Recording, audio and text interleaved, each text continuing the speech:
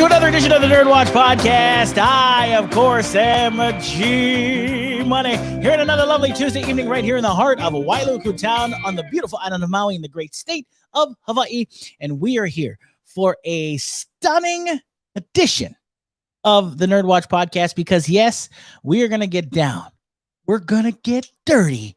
And we're going to have comics all over our face, neck, and chest. That's all happening tonight on the show. So before we do all of that fun stuff, let me introduce the crew.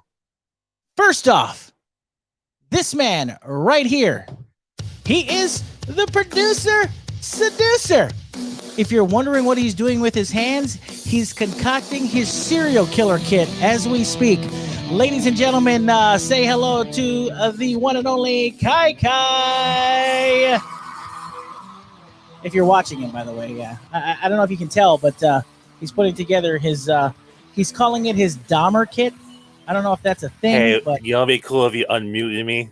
Oh, I did. You were already unmuted, bro. No, you wasn't. I was muted.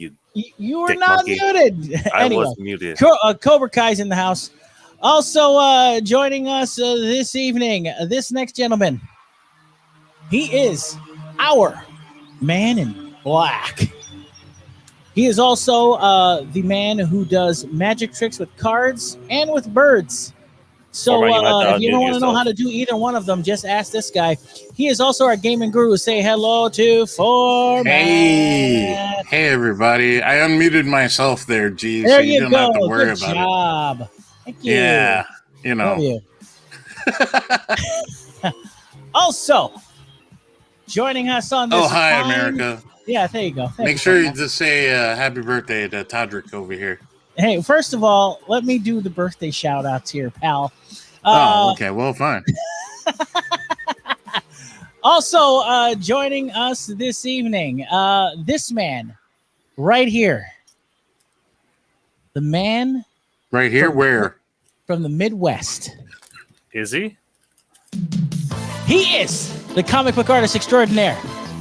He is Midwest. the creator of Disco Thunder Grooveball, Mohawk Thunder, and the Milkman Always Delivers. Ladies and gentlemen, please say hello to the man who is also responsible for the Kukui Project, his prolific comic book.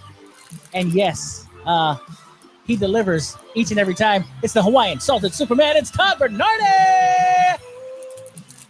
How are you, Todd? You gotta unmute him. I did unmute him. There you go. You did. I'm another year older and another year wiser. And he's celebrating a birthday. Yeah. Todd, so sweet that you're celebrating a birthday. How old are we, Todd? Bless you. You look 50. 37. I'm 30. I'm assuming you're almost 40. 37. Oh, 37. Okay. So old. 37. Oof. Nah. Golly, man. I can't even believe it. Well, Todd, you know what? Happy birthday to you. Thanks. Happy birthday. I hope you had a good one. Did your wife take care of you on your birthday and your lovely daughter? Yeah. That was great. I had a wonderful day. Did they make Todd. you a cake? Yeah, they did bake me a cake. Ah, Oh, nice. Nice. Maybe I'll eat the leftovers in front of you later. Oh, Please do. In the face. That's the way to exercise your white privilege because every white person always gets birthday cake. Right, Todd? Well, I You're a mean, Midwest guy. everybody always gets birthday cake. Except for, well, you know what? My dad never liked cake. He's a pie guy. He's a pie guy? Same. I'm a pie guy myself. So he always gets coconut cream pie for his birthday. I have to tell you something. The only cake that I like is chocolate, but I'm with you. I am a pie guy as well. Pie is probably much better than cake as far as birthday, I guess desserts go. So, yeah. What is your favorite pie? My favorite pie? Yeah. He's a cake guy. Keep What it are you clean, talking about? Todd. I like pecan pie. It's one of my favorites. Yeah. Ooh, that's like you might as well be 60 or 70. Don't like old nannies like. But it was always at Thanksgiving it's always like pumpkin or pecan, and pumpkin's gross. So I got Agreed. You know what? I kind of agree with you on that. I'm not a big I pumpkin totally guy agree. myself. I completely 100% agree with What? Pumpkin's good, man. What about how do you feel about Boston cream pie? That's gross. it's It's I in feel the like- name. It's gross. I have to tell you something. I'm not a fan of Boston cream pie. But anyway, I didn't want to introduce. I didn't want to talk to him yet. But here it is. We might as well get to him before we talk pie. Ladies and gentlemen, he is the chairman of the comic book board. He is the godfather of comic books. He is also the sinister minister of Maui Comic-Con and the self-proclaimed comic master. He is freaky. He is deaky. He is definitely leaky. And sometimes, at his age, his bebedies can be quite streaky. Ladies and gentlemen, say hello to Dr. Freaky, Daddy Leaky, and Alika. Dr. Leaks? That's it. No Hey, pie talk anymore. Paging Dr. Leaks. Hey, Paging Dr. Leaks. yeah. All right. You're so amped up until his mic worked. I know. I mean, Boston cream pies are only good if you're sitting in one. Ew. Todd, Yeesh. that's even too much for me. Ooh, nice. Well, Am I right, Alika? Am I right? Gross. I'm assuming Alika has sat in a few Boston cream pies in his day. No, haven't you sat in a few pies in your day, Alika? I will neither confirm nor deny. That's fair. Are we? And good on you. You don't want to get in trouble with your wife. Anyway, We're still talking about desserts, right? What? Yes, I hope we so. are. We certainly are. All right, now I want to let everybody know, of course, this is the Nerd Watch. You guys can watch us on Facebook at facebook.com/NerdWatch. You can watch us on YouTube at NerdWatch Nation and on Twitch at NerdWatch 808. That's NerdWatch 808. By the way, people, you guys can also comment and we see them live right here on the stream. So please feel free to comment, ask questions. We'd love to hear from you as well. You can do that right on the pod right here. All of our socials are at the bottom pretty much. So make sure you check those out as well. No And way. lately, I've been contemplating putting together a TikTok for NerdWatch, but I don't know. I'm debating it at this point. I'm not too sure.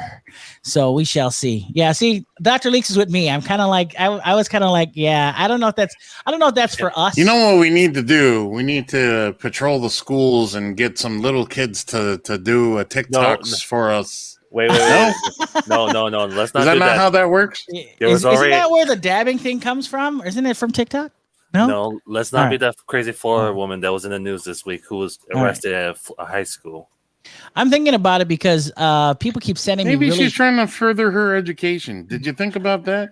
No, she's People are- handing out flyers for Joel in her. the chat says For the TikTok. Ew. TikToks. Well, I will say that a friend of mine knows that I'm on my diet, so she keeps sending me. Yeah, there you go. Keto. The tiki-takis. Yeah, she keeps sending me TikToks of keto recipes, which look really good, and I've tried a couple of them. The one that I tried was really interesting. It's a Are they Aikido recipes? there's no. Huh? There's No. a pizza crust you can make with canned chicken. I tried it. It's really good. Canned chicken? Canned You chicken. lost No me at joke. I canned swear to chicken. God. Canned chicken. It's pretty sweet. Anyway. You are gross. Yeah, I know. It sounds weird, but it's actually really cool. Anyway, you I don't guys know can, if I can of course, believe you comment, anymore. comment, subscribe to each one of our channels on Facebook, YouTube, and on Twitch. Now,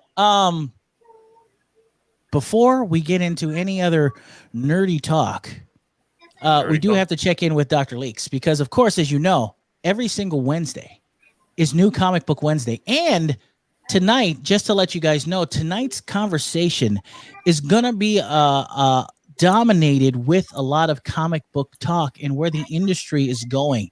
And Dr. Leaks, being the expert that he is in this field, is going to give us kind of what is happening in the world of comic books. So, Dr. Leaks, I hope you have a list on standby because we're about to find out what's new this week in the world of the comic books. Alika, are you there? Amazing Over. Spider-Man, number 66. Oh, we're so close. Hey, Phormat, we're Black close. Knight, Curse of the Ebony Super close, Bird. Phormat. Super close. Black number Knight. 5. Okay. Champions, number 7. What is that one? Kojakaru, the Skinner, number 2 of 2. Mm-hmm. Champions? Yeah. Champions, that's the Miles Morales. It's kind of like the Young Avengers. They had Vision's daughter was on that team. Alex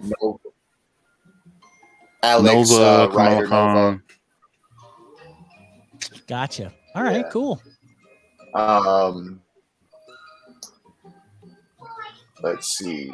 Fantastic Four, Life Story, number 1 of 6. Mm-hmm. Godzilla, Monsters and Protectors, number 2. That's a kid's book. Heroes Reborn, number 3 of 7, which is actually getting some decent reviews. Nice. Immortal Hulk, Time of Monsters, number 1. Yeah. Jim Can't Henson, wait. Storyteller Tricksters, number 3 of 4. Jim Henson. Luna, number 4 of 5. Who's writing That's that? on Boom. Aren't you paying attention? Jim Henson. All right. Luna? No, I thought. Who's writing that Jim Henson stuff? I thought Jim Henson is dead.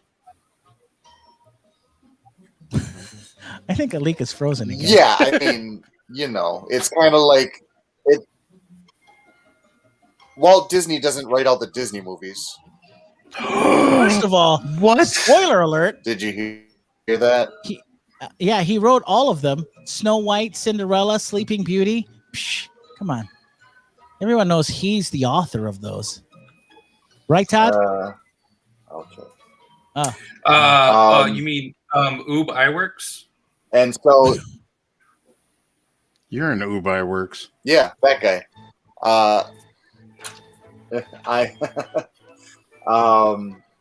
We've also got Rain Like Hammer, number 5 of 5. That's a cool name. Rain Like Hammer. Rangers of the Divide. Rangers of the Divide, number 1 of 4. It's on Dark Horse. And a new release by Ed Piskor on Fantagraphics, Red Room, number 1. So that's gonna be cool. Are you Excited to you're get that. getting those?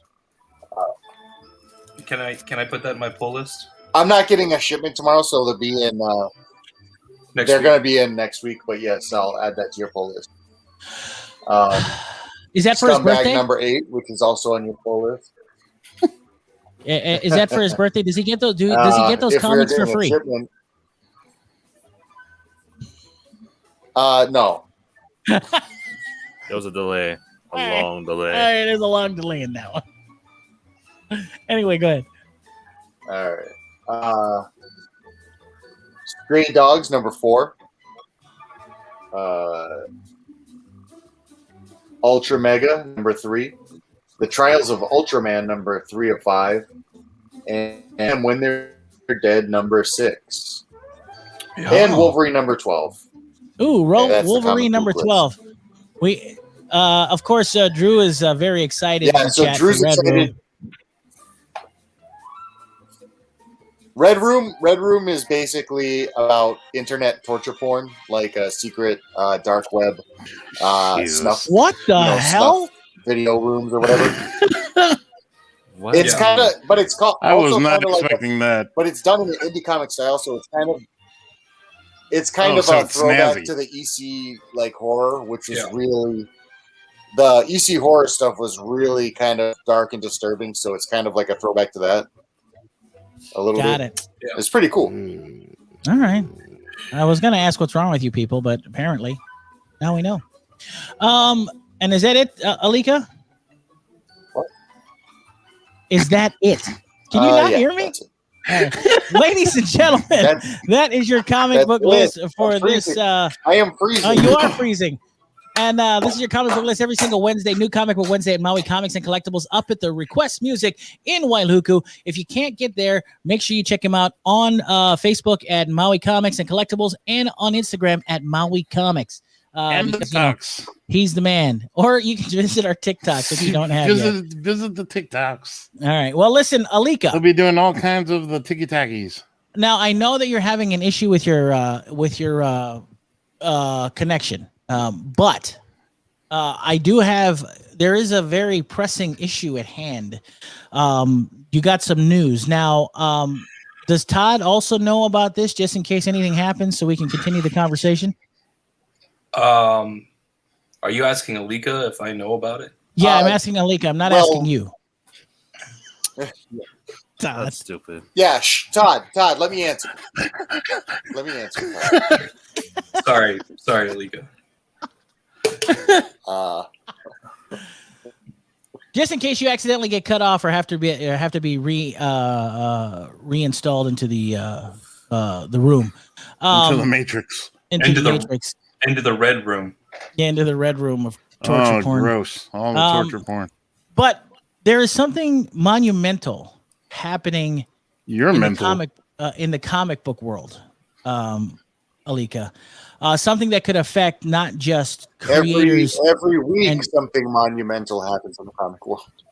Well, my theory is this. First of all, I think that AT&T selling or selling Warner Media to Discovery Plus, that for them to acquire that is a big deal, and I think that does not bode well for comics. But there's even something bigger than that that's happening in the comic world, especially for people that still not just produce comics, but also sell comics, just like you being a comic shop owner. What is happening, and can you kind of explain what the hell's going on? So the big news wasn't about DC, by the way. There was a speculation video about DC, but and everybody kind of took it as news, but that wasn't news. Got it. But what happened is Diamond sent out an email to all the stores. It's funny because we're getting all these random emails like Diamond is. It just shows that Diamond is like really kind of scrambling, and they just sent us an email with the new discount levels for Marvel Comics, and they also kind of hit us with a new fact that changed the way they bill for shipping. So both things are going to increase the price for us. And so Penguin Random House, starting in October, is going to be the primary distributor for Marvel Comics. And Penguin Random House was pretty good at getting the comic stores to sign up. I mean, there was a big panic a few months ago, and they did it way in advance. So, it's an ongoing thing. It's not like an earth-shattering announcement happens every week for the comic industry, but it's going to keep happening for a while. There's no new normal to be expected in the comic industry for a while. It's going to be this era, this next, like, I guarantee probably like a decade or so, is going to be just complete flux, up and down, bad and good, and everything in between, and trying to find a new solid footing for a new model for print comics. Do you, and this is the question ultimately, just because the way the economy is in flux, comic book shipping and comic book, making those taxes and those payments and things like that don't bode well for comic book store owners. So the question ultimately becomes, is the model number one outdated, and are printed comics outdated? What is your take? No, I don't know. I think when you come at that question, it's like the wrong angle. A lot of people ask it. Comics as a medium. Well, just imagine comics going away completely. It won't. It will never. Like, if every major publisher somehow, for some strange reason, by the way, won't happen, shut down and stop making comics, then a bunch of indie dipshits like Todd and wow are gonna start creating more comics. I'm gonna let that that profanity go because you directed it at Todd, so I'm gonna let that one go. That just one though. Oh, come on! What the? I know how to. So I'm curious, like, is this a good thing or a bad thing? Because don't we want Todd to make more stuff, or independent guys to make more Phormat. stuff? Good question. Yeah, that's a good question.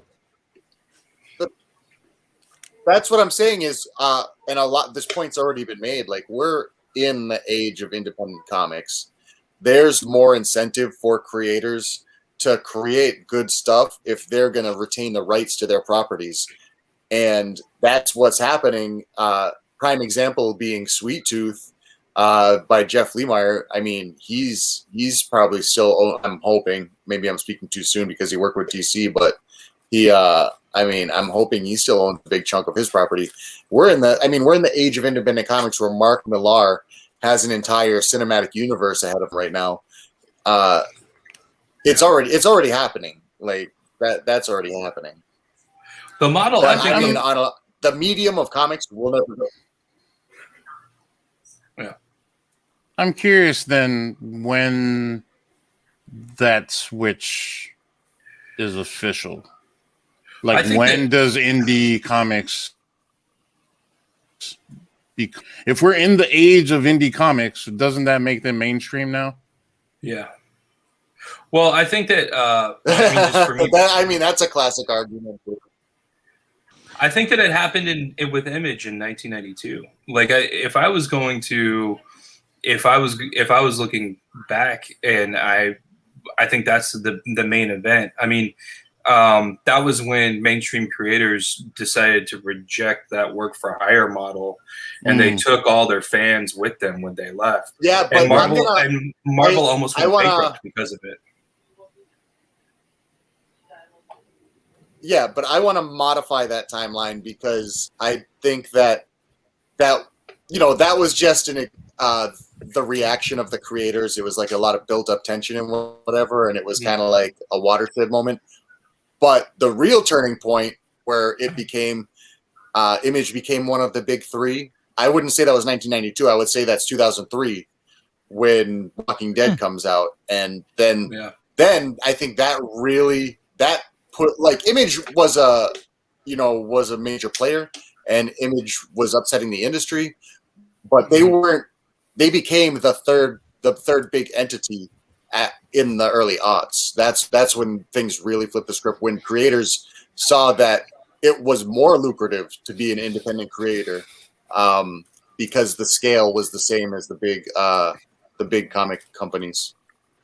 Don't you think that that's when I think Image entered like a larger entertainment sort of arena, and like as a major player, for sure. Because Walking Dead became a huge franchise, and it became and of course it was a franchise that we got, and it wasn't one of the original founding fathers of Image either. So you could even publish work at Image, and you're not even Todd McFarlane or Eric Larson or whoever, and you could still create your own entertainment empire. It was a proof. Robert Kirkman was the proof of concept, basically. Yeah. It's like the Image founding fathers. You could believe that maybe it was just them who were capable of this astronomical success, and so it wasn't really something that every indie creator kind of had hope for. You couldn't necessarily be a Todd McFarlane or a Rob Liefeld eventually. There was only a few of those guys. But when Robert Kirkman did it, not trying to insult the guy and be like, well, if he can, I'm just saying regular shows can do this too. The success. Yeah. Well, Kirkman, I'm just saying that the independent success can come from outside. Mm-hmm. Kirkman is like our age, or maybe even younger, and so he grew up also reading Savage Dragon and Spawn and dreaming of becoming a comic book creator like Eric Larson and Rob Liefeld. And so, and he took that all the way to the bank. And let me chime in for a second here. And this is what I'm talking about. When I say what's the state of comics? What I'm talking about is the model of printed comics. Yeah. I'm not talking about creators going away. I'm not talking about comic books going away. But I mean, that's what I'm saying. Here's my prediction. Okay. My prediction. Market forces. Eventually, this is long view. It's not going to happen in the next few years, but I'm just saying this is going to happen because this is what needs to happen for comics to survive. And I know for a fact that comics aren't going to die. They're not going anywhere. So eventually, the collector's market has proven that it can sustain the comic industry by itself, which is what it's essentially doing right now. And it has been doing for the last decade and a half, is just the collector's market sustaining the printed comic industry. It's not pretty, it's not thriving, but it's surviving. So we know that can happen. What's got to happen next, which already kind of to a degree is with young adult novels and children's books starting to feature more sequential art, is that they got to get cheaper. I think the floppy comic might not exist. Maybe it will just turn into books and graphic novels and things like that for kids. But my hope is that floppy comics would exist in that world, and they'd find a way to cheaply print them, get them out there, mean them to be disposable, not of collectible value, just to get out there. And I think the value in that to the industry, it would grow their market so much bigger. If you could get kids on a regular basis to read comics again, it would be insane. And I think that's what happened. I don't think anybody's steering in that direction right now. Drew but for market sure. forces are kind of pushing it.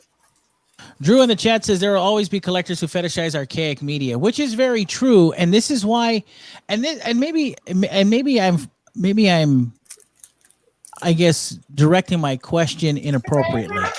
If we're talking about fetishism, I made that joke about the Boston cream pies earlier. And Shut up, Todd. I think that people, Shut up, Todd. People want their media. They want. Well, the thing is, if you had a Boston cream pie right now in front of me, I wouldn't just look at it. I would eat it. Or sit in it. I would sit in it and read my comics while I did it. That's kind of the way that's how I prefer to unwind. You people disgust me. Now, but this is what I'm saying, and maybe this is where I'm coming from when we talk about this, and maybe those that are listening or watching or whatever can kind of chime in wherever you can. The question ultimately is that media, entertainment in media has transitioned. Oh, is that? Oh my gosh. Is that? It's Benji. Benji. What's up, Benji? Anyway. I'm getting called to dinner. I'll be right back. All right, go. Yeah, get the hell out of here. All right, would you? All right. Anyway. Hey, Todd, do you know what Alika knows? I just need to get some water. Well, let's just ask Alika. I'm sure he'll probably say no. No, and this is where I'm glad you're here, Todd, and we can finally get rid of Alika's delay.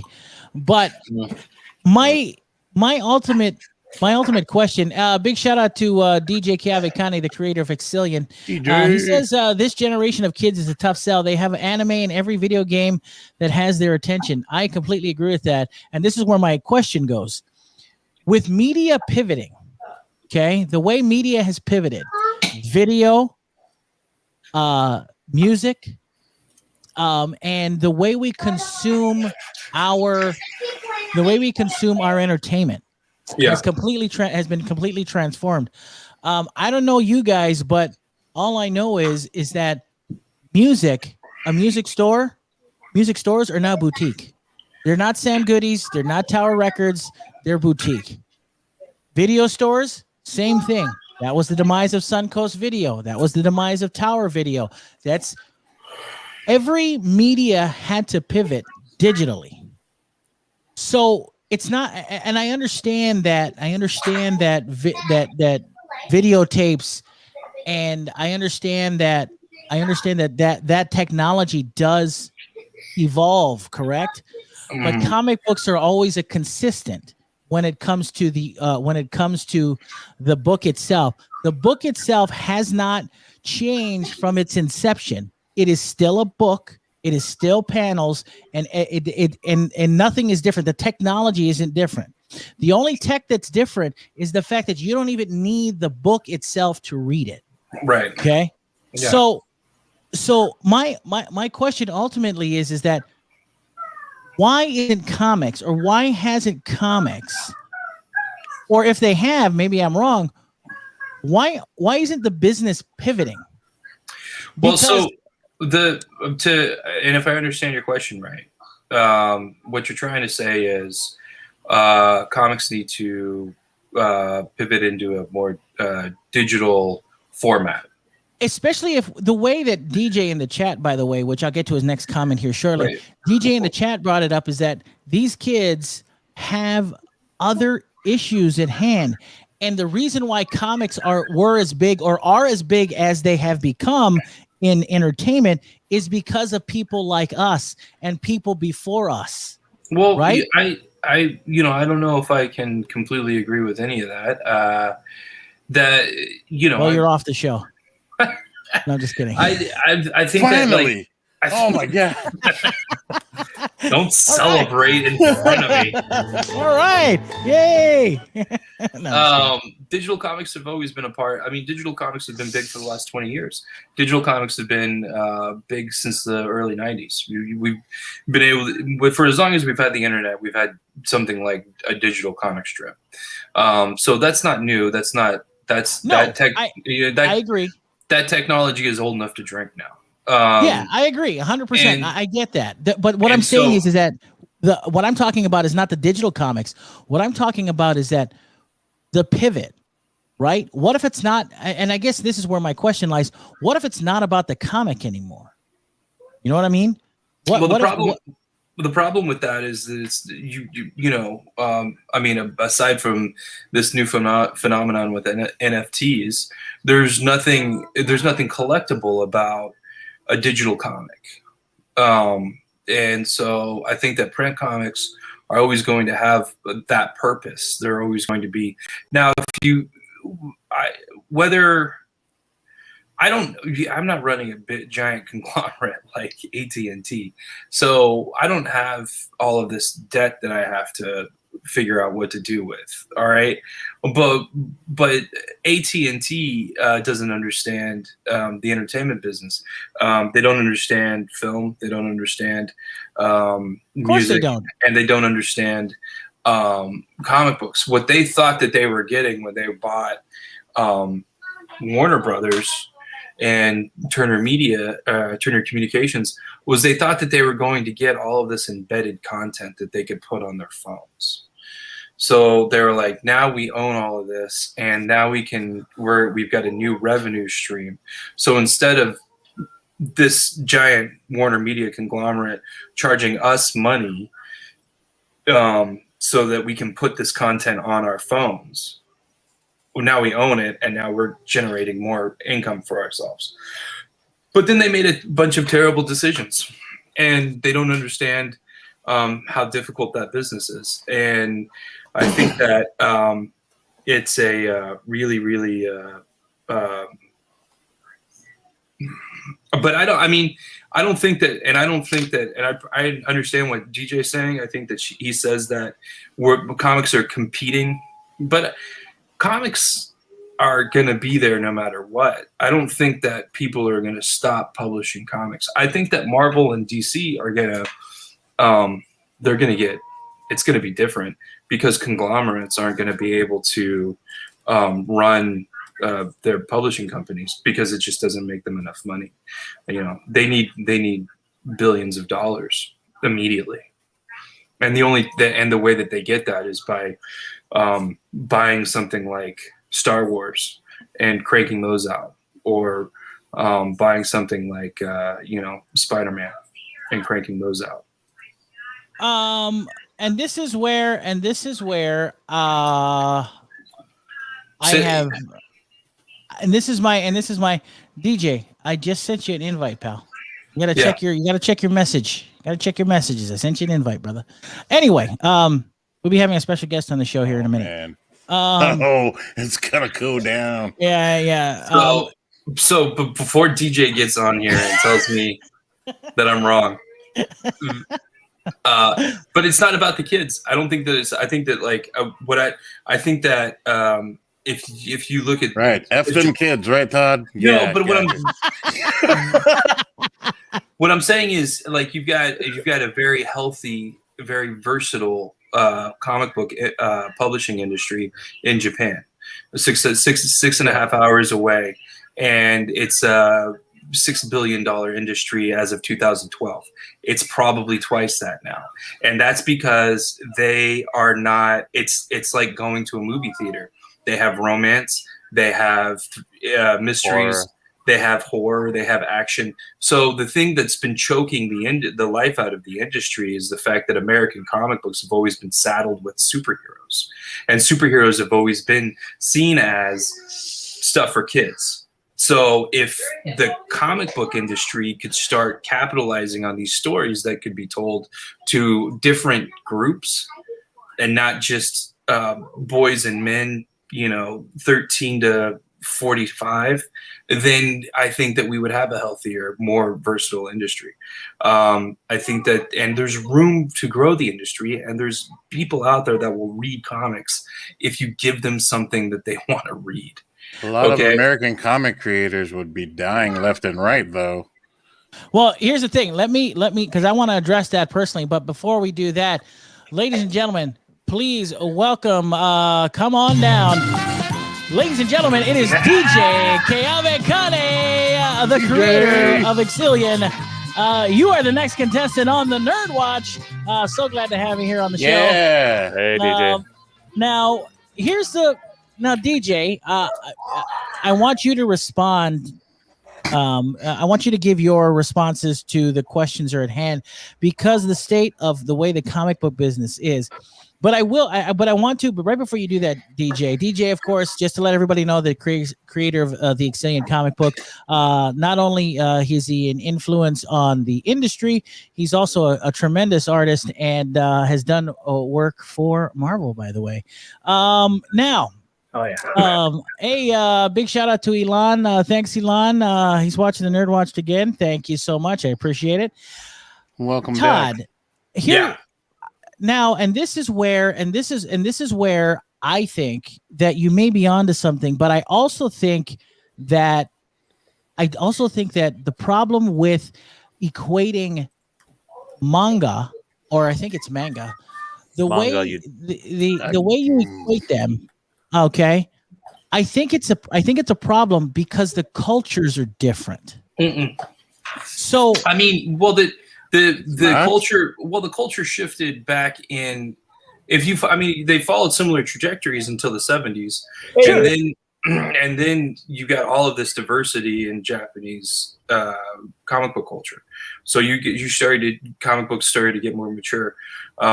The people that were growing up reading Astro Boy needed something else to keep their attention, and it just wasn't going to be another superhero type story. So you started getting more horror comics. You started getting more adult dramas. But haven't we been doing that for decades in America? I mean, No, horror comics. We've had horror comics. We've had suspense comics. We've had pulp fiction style comics. We've had that for decades, haven't we? No.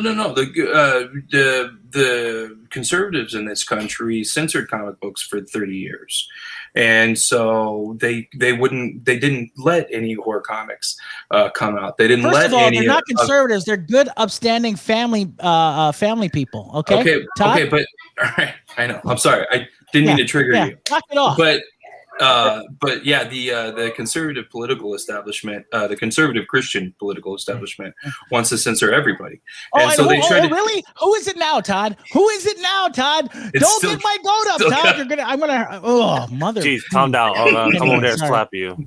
She has a goat. What? He needs to calm down. Anyway, this is a new finish your point. The show so we never even we didn't get grown up comics until the mid 80s. And then when we got them, they weren't Good. well, they were. It was. They took cartoons, like Saturday morning cartoons, And made like them Mickey Mouse naughty. and Cats, and they made them naughty. And then they made naughty superheroes. So we got 2 art forms that are made for children with adult content, but we never got like an adult story with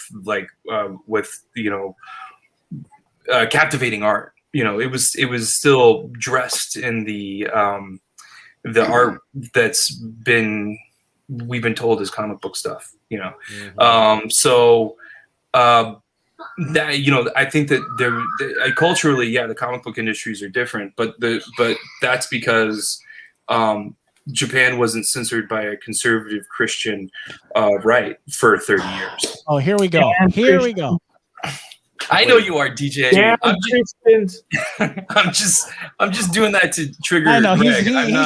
he's trying to tick me off. Anyway, well, let's hear what DJ says. DJ, I am so glad you came on the show. I'm always glad to have your perspective because of your expertise in the field and from what you know as an actual publisher. So, the announcement, because you weren't on earlier, the announcement, of course, today is that things are changing for the comic book business when it comes to shipping and the way they're getting comics. It seems like things are consistently in flux, and it may cost the industry quite more than it is willing to give up. So ultimately, what is Todd was making the point that comics are, and so was Alika before he left, is talking about how comics are now skewing independent. So what is your take on the comic book business? What are your take on what you've heard so far? Give us your expert opinion on that, and please engage us. I never hear none of that. So I mean, I kind of out of the loop when it comes to the news. But you guys was talking about something better. I don't know. You guys are screw off and. Between the time I got your thingy and when I came back on, you guys veer off so much. Well, give us what you want. I wanted to talk about the kids because that's what you need. You need to get the kids, but the kids don't have I don't know, man. Todd said he doesn't care about the kids. That is true. Yeah, that's the problem. Guys like Todd don't care about the kids. See, the thing about it is, it makes sense. Everybody who's in the comic book business and the bubble now, we all got our comics from, if it wasn't at the comic book store, it was a spinner rack or 7-Eleven or all of that. So, but these were places where you could go to get the books. So everybody in our generation could get those books there, right? This new generation of kids, they're getting everything handed to them in this phone. Yeah. And they're not going to go to an old, to them comic book stores is for old people. So, so if I don't know, and I'm not saying I get an answer. I'm just saying that if the kids had one place where they thought was cool and was hearing material directly for them, you could get the kids coming into this new, into comics one different way, which is probably digital. You know what I mean? I can actually back up a DJ's because then for me as a consumer of Japanese and manga sales and stuff like that, I basically go through the show and jump, and I don't know if you guys can see it, but this is where I get most of my manga and everything. It's through my phone. Manga, you dip monkey. But yeah, I can vouch for DJ because I know a lot of young adults and stuff like that. It's mostly manga, and it's because the story, it's easier for them to follow those stories. It's more interesting, it's more compelling. I mean, hell, I know a lot of people who got into it just because of My Hero Academia or Demon Slayer. So, but it's easier to consume though. And that's what's interesting. First of all, I want to send a big shout out to Drew. Drew says Japan was even more conservative than the U.S., and I think their comics got so wild in response to repression, which is very true. Elon says he wanted to quote Todd. Guys like Todd don't care about the kids. I want to credit that to DJ. Did you see my response? Todd Bernardi, the kids need to stay off my lawn, which I completely agree with. And then Joel in the chat says the younger generations are geared towards anything digital, but the older people like us grew up getting hard media, which is absolutely true. So but you can have both. You know, you can have hard media and you can. Okay, I get the Lion Webtoon app right now on my phone right now, and I barely even check this thing. I got 21,000 people subscribed to my stuff or viewers. You know what I mean? Damn, humble brag much? I'm not bragging. I'm not trying to brag. I'm just DJ, how many does Todd have? I'm not on Todd's not on Webtoons. this thing. You know what I mean? Oh, okay, I got you. I think Todd's in the negatives. I mean, come on, you guys need numbers, right? You know what I mean? And I'm not even making money off of this. Right, you're absolutely right. So But you should be. And you should. Okay, without veering from the conversation, I can make my original point, which is if the kids have a box that they or a place that they can meet and get their content geared for them, they're gonna go over there. And that's plain and simple. You know what I mean? Do you think now? And here's the thing. And DJ, I think you're 100% right because I was talking to a friend of the show whose relatives were there at the beginning of DC Comics, and he stressed to me that when those creators were coming up and when those guys were coming up, they were making those comics for kids. They were gearing them towards the kids. Now, when you make the stuff for the kids grow up, they fall in love with them at the young age, and they grow up, and then they internalize all of these things, and they create something better. You know what I mean? That's true. Generation, I mean, you look at the Pokemon generation. I wasn't part of the Pokemon generation. I was a little bit old when Pokemon came out. Agreed. But the Pokemon generation is growing up, and now everybody's playing Pokemon Go. Pokemon, whatever. My kids and my wife, everybody play that game, and that's because the kids who love that Pokemon series or whatever, they grew up and they wanted, the same way we were the Star Wars generation, and now we get everything Star Wars. So if you get the kids, when the kids grow up, they're gonna internalize all of this thing, and then they're gonna create new stuff and keep it going. This generation now of American comics and American comics will always exist. And to me, it's like wrestling. Like you're going to have the hardcore wrestling fans, just like you're going to have the hardcore comic book fans. And it's always going to happen. It's just, in order for us to get that plateau, or not plateau, that lightning in a bottle again, you got to get the box. You got to get everybody back together. You know what I mean? Mm-hmm. So like, what I mean by like lightning in a bottle, like that, the WWE, the Attitude Era, that was lightning in a bottle, right? Everybody was watching wrestling. But after that, started going back to only the hardcore wrestling fans could start watching, going to keep watching. So comics is going to be the same way. You're always going to get the hardcore people, and then you're going to get these, these big events or whatever things that is bigger than normal. Well, let's put it in this perspective. First of all, Marvel movies, Marvel movies. Yeah. Right. Yeah. Yeah. There's some movie they can get all of that in the movie, and you like them veer back to the source material, which I mean, yeah, it does bump. Well, you know what? Yeah, that's a good point. Actually, yeah. I see that. They knowing. Well, first of all, just in honor of. Well, let me tell you something, brother. First of all, the thing is that these kids only know comics, and not all kids, but the majority of them know comics because of the movies, right? Right. We know of the movies because of the comics. So, Mike, I guess ultimately, we do a lot of just brainstorming. How do those things? How does that mindset change? Because when you think about it, when they were talking about manga.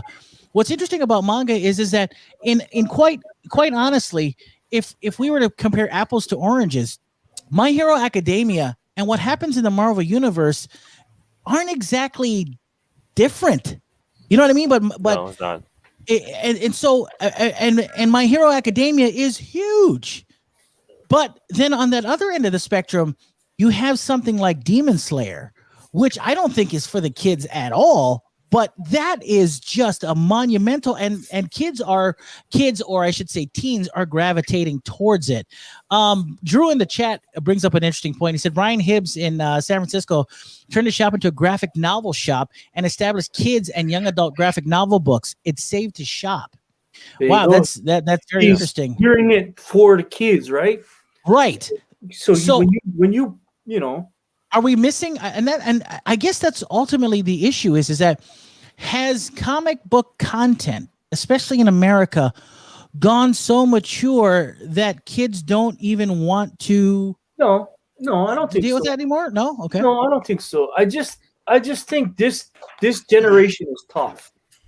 This generation has so much other they have distractions. So many options, and they don't go where they want to go. You know what I mean? And we all I watch Attack on Titan and Demon Slayer because it's good. You know what I mean? So, and honestly, you rather read or you rather watch a movie? You know what I mean? And that's my other question. Because I draw, I like to read the comics. You know what I mean? Not everybody loves to draw. You know what I mean? But manga is very different in the fact that manga is different because manga is a different culture altogether. Correct. They get Shonen Jump all over the place. It's easy. It's accessible, and that's what I'm getting at. You got to make things accessible. If people get because everything's accessible, and here is not is that access changes because so we all on Facebook, right? Yeah. So Facebook becomes the box, right? So we'll all go to Facebook and we'll hang out online there. The kids, they're going to what is it?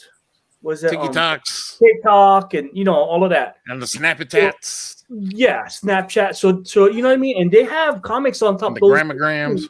But there's no box per se saying that, hey,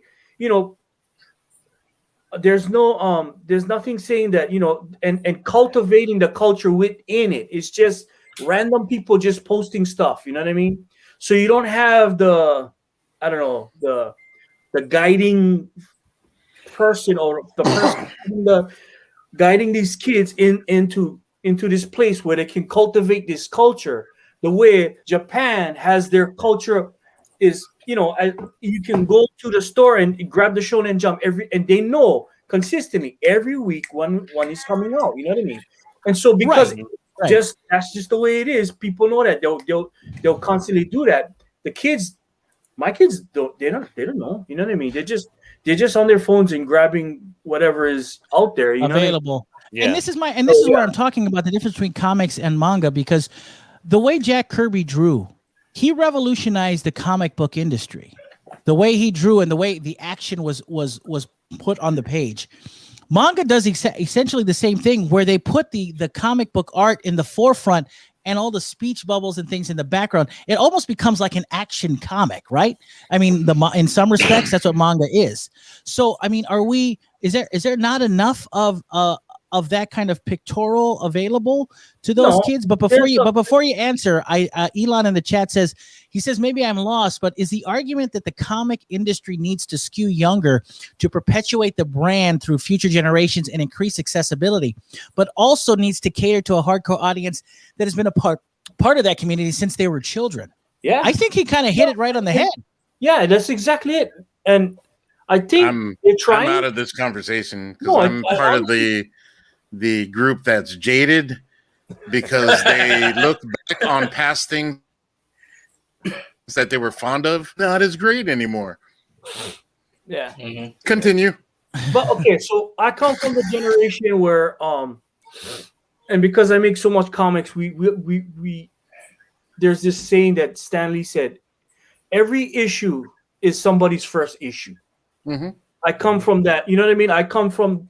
So back when I was collecting comics, you could just grab any comic. It doesn't matter if you're issue 1, issue 10, issue 255. I started X-Men in 263 or something like that. Yeah. And every issue was somebody's first issue. So in other words, they created every issue of every comic as if a kid was coming on, and kids was coming on. Now the comic book industry is some of those poor kids had some really shitty first issues. but I think DJ's point is the fact that it was always there was always that excitement. Yeah. Mhm. Well, it Makes was sense. it was good for the kid, and the kids, you know, as a kid myself, getting into the comics, I was like, wow, this is awesome. Of course, if you read comics for 40 years, you read the same thing, you'd be like, I'm over it, and get so many options out there now. So But yeah. So how I'm do just we saying, like, if your first issue was finding out that Mary Jane Watson died because of radioactive semen, that's your first issue. Well, no, but that's the thing is that we argue about where the comic book industry is going, which is doesn't look good right now. How and DJ's trying to bring up a way to Fix it. bring up a solution and to fix Spinner it. racks. So I Put mean, spinner racks back. and Alika has Yeah.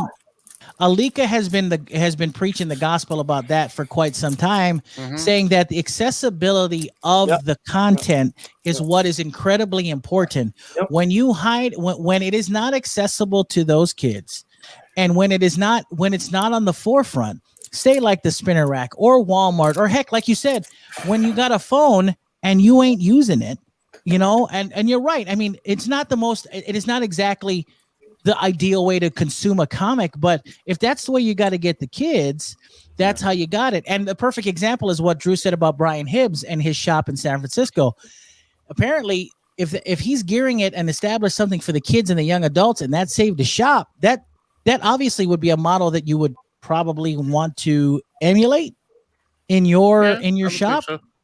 So, but does that mean comic books have to change? Does that mean content has to change, Todd, or what is or DJ and Todd? No, You need to get more naughty.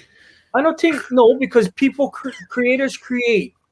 Creators can always create, and you're gonna have creators that can create for mature audiences, and you're gonna have creators that can create for kids or old people or whatever. So the content is there. What is not there again is the box, is the accessibility of going to someplace.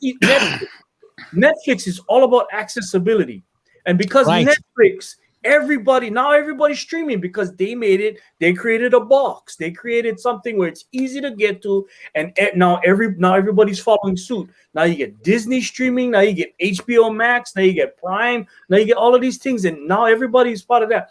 We need that for comics. If we get that for and I think people are trying. They're earnestly trying, but like I said, this generation is tough because they got Demon Slayer on Netflix. You know what I mean? And then they got Attack on Titan and all of these anime and it's good because it's still advertising that but we not. In my opinion, there's not enough done to get the young readers. You know what I mean? You get. I mean, if I see, like, my son will read comics. He likes DC Comics, but that's not his thing. He reads it because he wants to see why I am so excited. But he likes it. He likes, Teen Titans and all of that stuff. But sometimes he'll light up, and when he lights up, then I almost see the spark, almost like when I had him when I was young. But it's not his. It's not his generation. You know what I mean? Right, and that's what I'm saying. Like, and this is where the realization of whether or not the magic of a comic book and the way that used to make us feel is gone. You know what I mean? I mean, the magic is all there. The magic is just not reaching the people that's supposed to be reading. You know what I mean? Well, and the people that are getting the magic is the people that have been collecting comics for 40 years, 40, 50, or the people that are coming in now. You know what I mean? What I'm saying is just what I'm saying specifically is that we need a Netflix or something easy so that people can come in and they can ease into it without feeling bogged down, because you go to these sites and it's like, right. Todd, before you respond, Really quick, Elon in the chat says, so are relaunches like DC Rebirth in 2016, all new, all different Marvel, a possible answer to increase accessibility? That way, the Stan Lee principle of everyone has an issue number one is much clearer. Everything is, figuratively, in its own box because everything is labeled with the same thing. But that pisses off the hardcore like us because the continuity gets confusing, which I completely actually understand. I totally get that. I totally get that.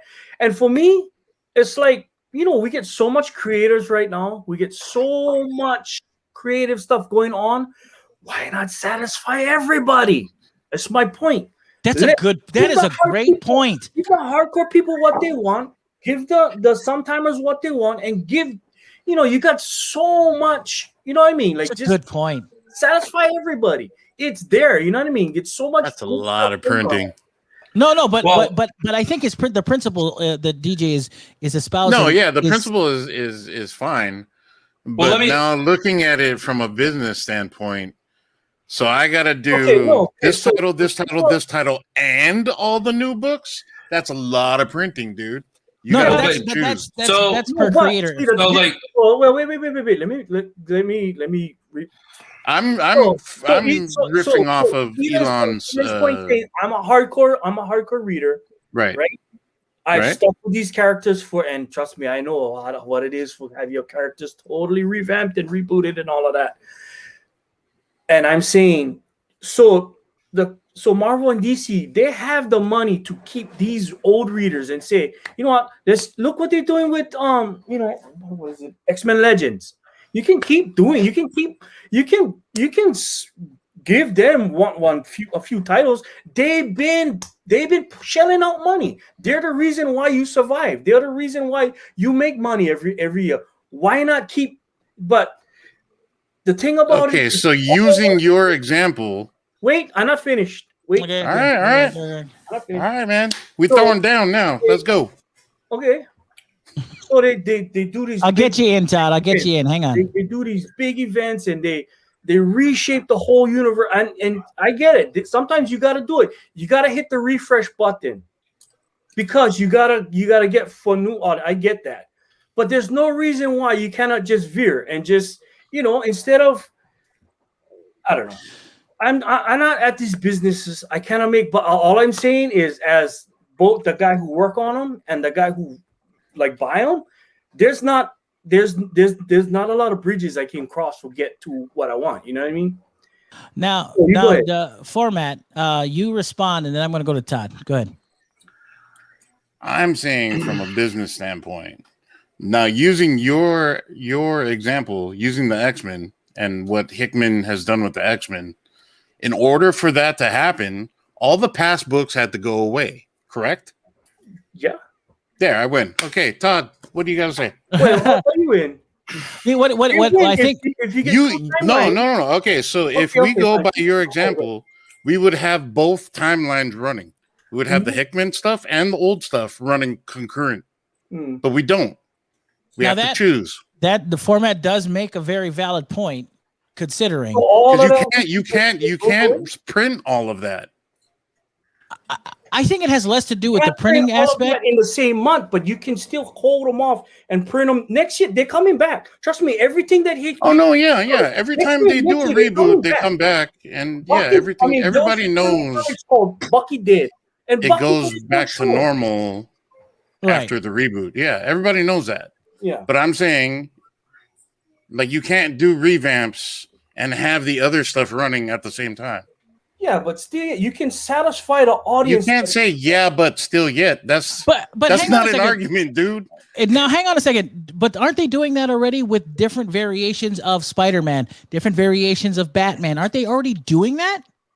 I mean, we've got Detective Comics, and we also have the Adventures of Batman. We have different Batmans for different tastes, don't we? I mean, isn't that Brave and a Bold? You get Dark Knight. Isn't that the same? You get, so. I mean, it's for different tastes, but isn't that essentially what we're doing? I get it. You okay? So you get what I'm saying is get so much possibilities, get so much things that they can do. Right. You know what? Forget it. You do them all. So I mean, at least I try to come up with some. I understand that. I think what DJ's I'm trying to say, be pessimistic about it because someone needs to be realistic about stuff. Yeah, like you can dream and you can create and all that. That's fine. Okay, so but we're talking about business right now.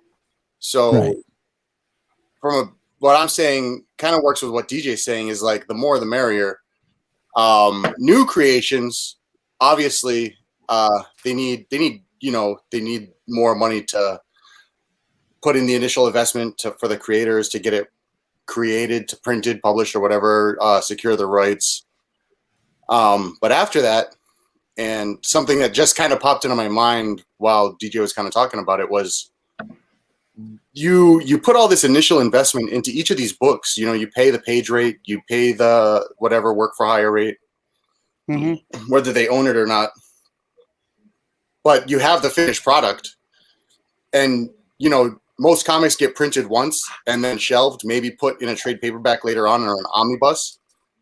And I think what might be a huge missed opportunity, and maybe they'll take this opportunity later, is if they took that back catalog and just reprinted it in real time as dollar comics on the spinner rack as out of cheap material. And that way there's no publishing schedule to about that today when I was asking about Invincible. That is a really cool idea. Yeah. And that's fascinating. I thought about that too. Right? Because most books are plagued with production schedule problems and things like that. Your product is already there. We have millions of comics already. Right. We've got completed comics fully produced. Yep. And I will tell you, they've been creative with doing the collected volumes and the omnibuses and everything. But if you really want to get volume out there, you're like to do cheap reprints. That they got to bring the printing costs down because they've already showed that True Believers, they sell those for 99 cents. So they showed us that price point can work for them. But maybe they bring the printing price down to the point where these comics are essentially disposable. Then if only a quarter of the people buy them at that dollar price point, then they're still making money. And so many people are buying them. It's like a Superman 4 thing where they're getting pennies, but a billion pennies. And then it's just like, there's different ways to use. And like you said, you can run concurrent, you can do new boutiquified stuff that the collectors are paying prime dollar to see the new stuff. You're getting variant covers. You're doing like the new release drops. That shit's plagued with production schedule problems. Obviously, you're paying the prime dollars to see the prime product first. But all this back catalog, I think there's a more creative way that could be used to the advantage of spreading the gospel of comics. Like we're saying here, is comics deserve to be ubiquitous. I think everybody. I work in a comic store. Every time I hand a kid a comic, their eyes lights up. There's nothing dead about the medium. And I think that's something that needs to be addressed is the medium is so healthy. If a kid gets a comic, they fall in love with it, period. It doesn't matter. It's just like instinct. And it's a love that can be fostered over a lifetime, Well, Todd, so go ahead. Can I interject something? You can interject now, Todd. Go right ahead. I think that to piggyback on what Alika was saying, that one of the best ways I think that we could try to promote comics is also the repackage them for a subscription fee, or package new comics for a subscription fee and package them together. So you get like a Shonen Jump style sort of graphic novel. I wish honestly, I wish. I hear you. Like you had an American Shonen Jump. That would be killer, bro. If they had a Marvel style Shonen Jump that just but it's all like this. It's all and then you can do that by week or by month, and then you can and then you just get it in the mail like you used to get the DVDs from Netflix. Say like it's gonna be $5 and you get 100 stories, 100 comic book stories or something. And right there. And it's the keep. And it's the keep. That makes sense. But like then you can also do a digital component too. So you offer a digital service for half that. If you want the physical comics, we can do that. And then if you want new comics packaged that way, Well, it's another. I think digital is its own thing. I think digital already, Comixology already has that crap accessible, entire libraries. It's more all these ideas are great for print. I mean, digital is going to do itself. That's a natural progression. We're focused. I mean, I think anybody in the comic, I think we've realized at this point that the success of comics is inexorably tied to the success of print comics. You know, you can't have successful comics without having successful print comics. You think that the comic book success hinges on printed comics? Okay, at least I know where you stand. That's interesting. I didn't realize that would be the case, considering what these big movie studios have done with comic book properties in that respect. So I didn't realize, I mean, because there is so much content, like you said, there is so much content out there that doesn't even need to be produced because it's already been produced that you can pull from. And then you could literally, and like Drew said, talking about your idea of reprinting and making them buck comics, he said that's genius. And I actually think that's a genius idea too. Just and put them on cheaper paper, get them out there. And you know, I think people would be more. But also, I mean, I think the marketing. The marketing aspect behind that, I think, would be to release the comics in order on a regular schedule. And, you know, I think that would help to hook people into that schedule of waiting by the spinner rack maybe every 2 weeks or every month or something, because for the changeover. It becomes serialized and it becomes something you're looking forward to. You're not looking for 13 other Batman comics on the shelf. You're looking for this comic. You're looking for this line. But also what happens naturally. What happens naturally when you have a generation of children who have a spinner rack to go to for cheap comics that they can get with their allowance is that you're growing the next generation of us boutiqueified collector guys who are willing to pay $5 for a single issue of a comic just based on the story or the art or something. You know what I mean? So and that grows the future audience too. So it could just be growing itself, you know. Well, Elon in the chat, because let me bring the chat in here. Elon in the chat says, unless I'm mistaken, there isn't one creator in charge of all Batman right now, unlike Hickman, who's in charge of all X-Men, right? Or is JT4 doing all Batman? He says, "Damn, I haven't read DC in a long time," and that too is also a very interesting point, because Hickman is the only guy doing X-Men now, right? So, I mean that does pose a problem, but also it does pose kind of a solution. If you give one creator one set of heroes to deal with, there isn't all this ridiculous multiple continuities that keep going on in one book, and it makes it a lot cheaper for them to produce because it's one creator, one book, and he's got one through line. I mean, wouldn't that be helpful? I mean, in this case. So, I mean, that's how I look at it. Drew in the chat says big companies treat comics as IP farms for films and TV, which is absolutely 100% true. He also says, I want the emphasis to be on producing good comics, which I completely understand and completely agree with.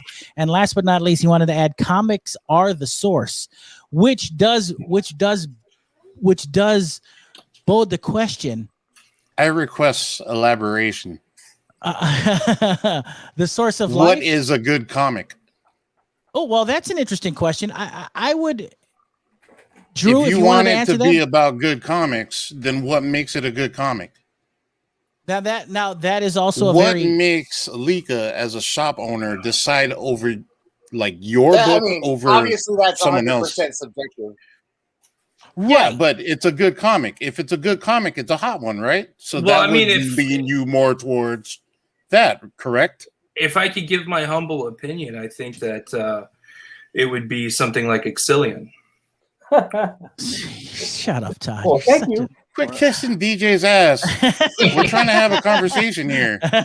No, but what's interesting is that, and I think Phormat brings up a very interesting point, because let's be honest, And listen, no disrespect to the man who made it, no disrespect to the artist who put it forth, but the Batman Fortnite comic books, let's be honest, are we looking at that as it sells really well? Is that good comics?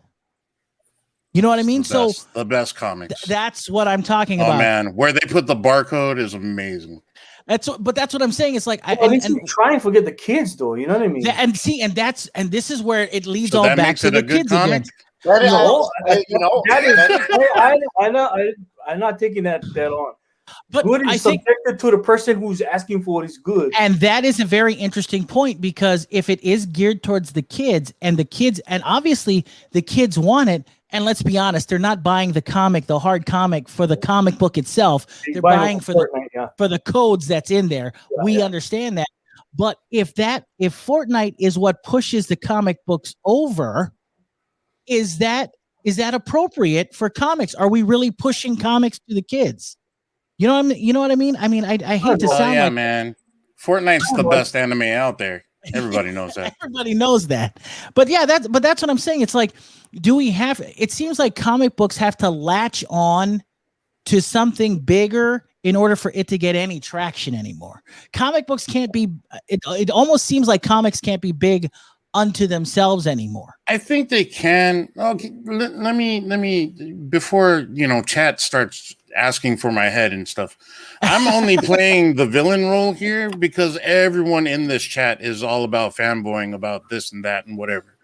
Like, I am a big fan of the X-Men stuff. I am a big fan of the Hickman stuff and the old stuff. If we could afford to run both things concurrently, I would totally be down for that. But as a business, Marvel has to pick and choose what titles go to print. That's all I'm saying. That's a good point. Yeah, and I it's not that I don't agree. I do agree with that. I know once things get revamped or everything gets rebooted, it's only a couple of months and then everything goes back to normal again. Like, I get that. But I think that. Go ahead. What DJ, I'm saying is, there was a small audience that they're always gonna be there. You know what I mean? Yeah. And you gonna get the hardcore guys that no matter what they're going. I mean, not every title, obviously. When the quality drops, and that's subjective to everybody, and you get numbers that you can play these games, but not play these games, but you can run these scenarios by the numbers, right? Yeah. But you always gonna get those people that gonna feel like, oh, this is not my stuff, because they change, they switch. You know what I mean? And to those guys, eventually they'll find what they want because they're so hardcore, and that's, I think, I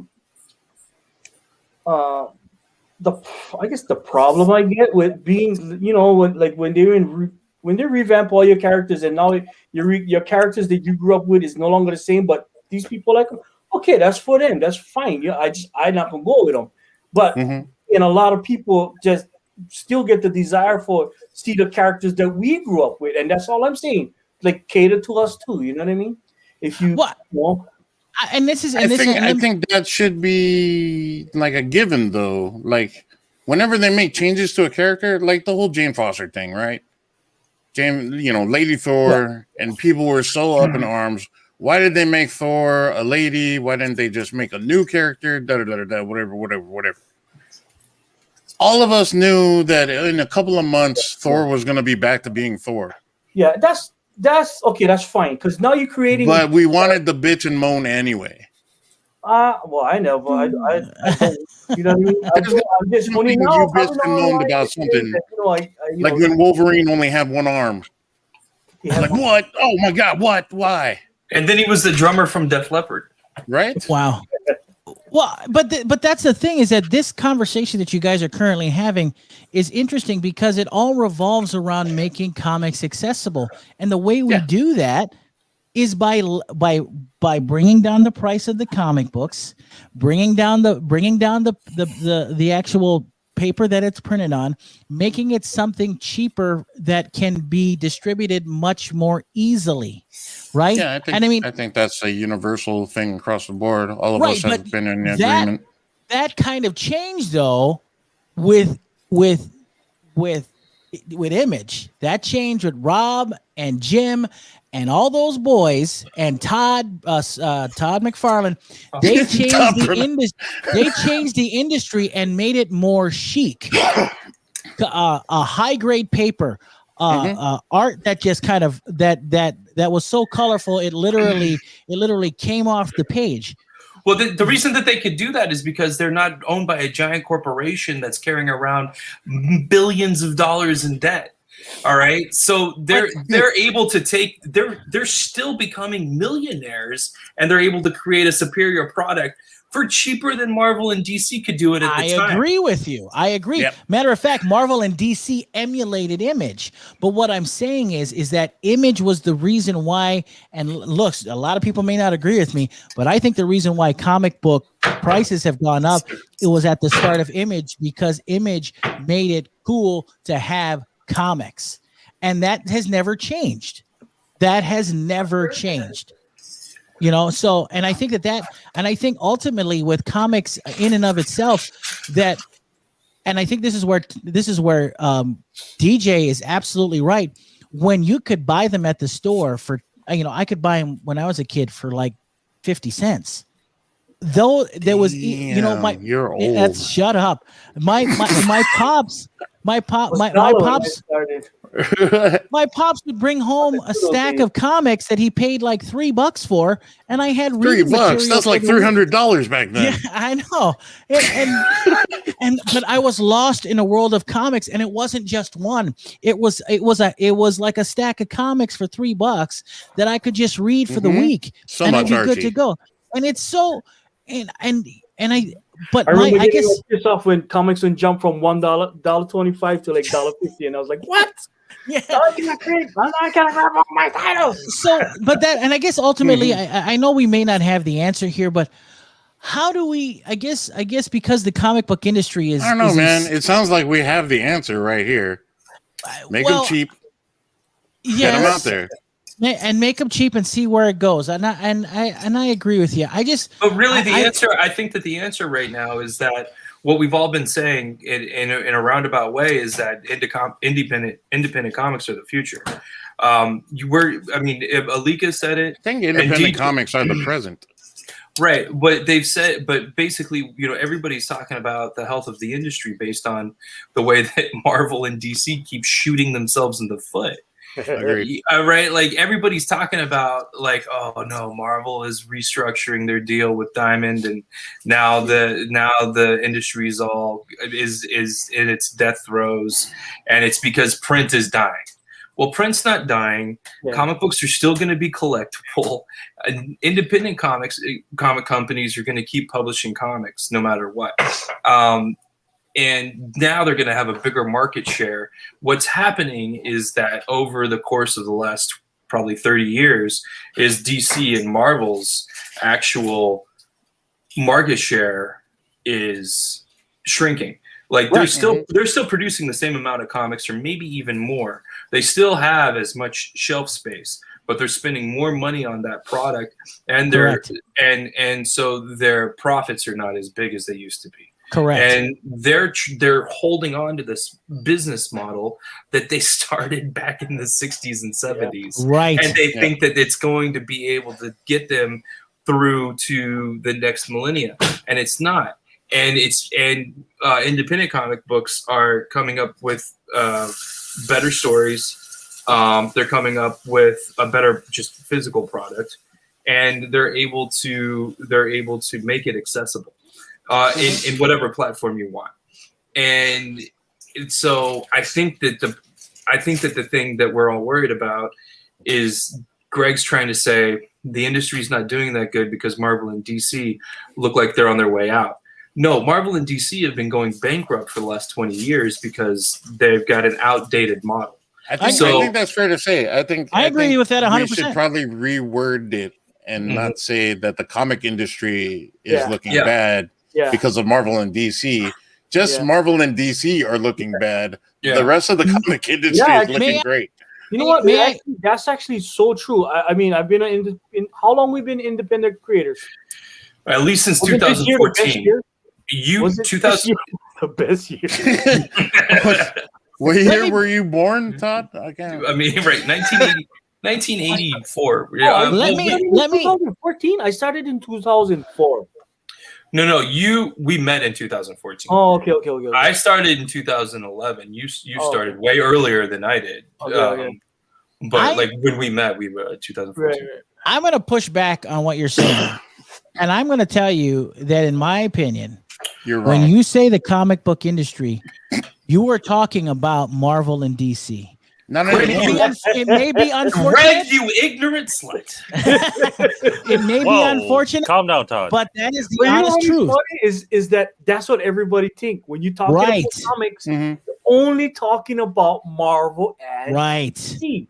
Correct. Well, you need to change the way you think. And I think that may be the case. Carl in the chat says 20 cents covers for me. He remembers that. Drew in the chat said, "Oh my God, he said I got $3 allowance each week, and comics were 30 cents an issue, so I had loads of comics."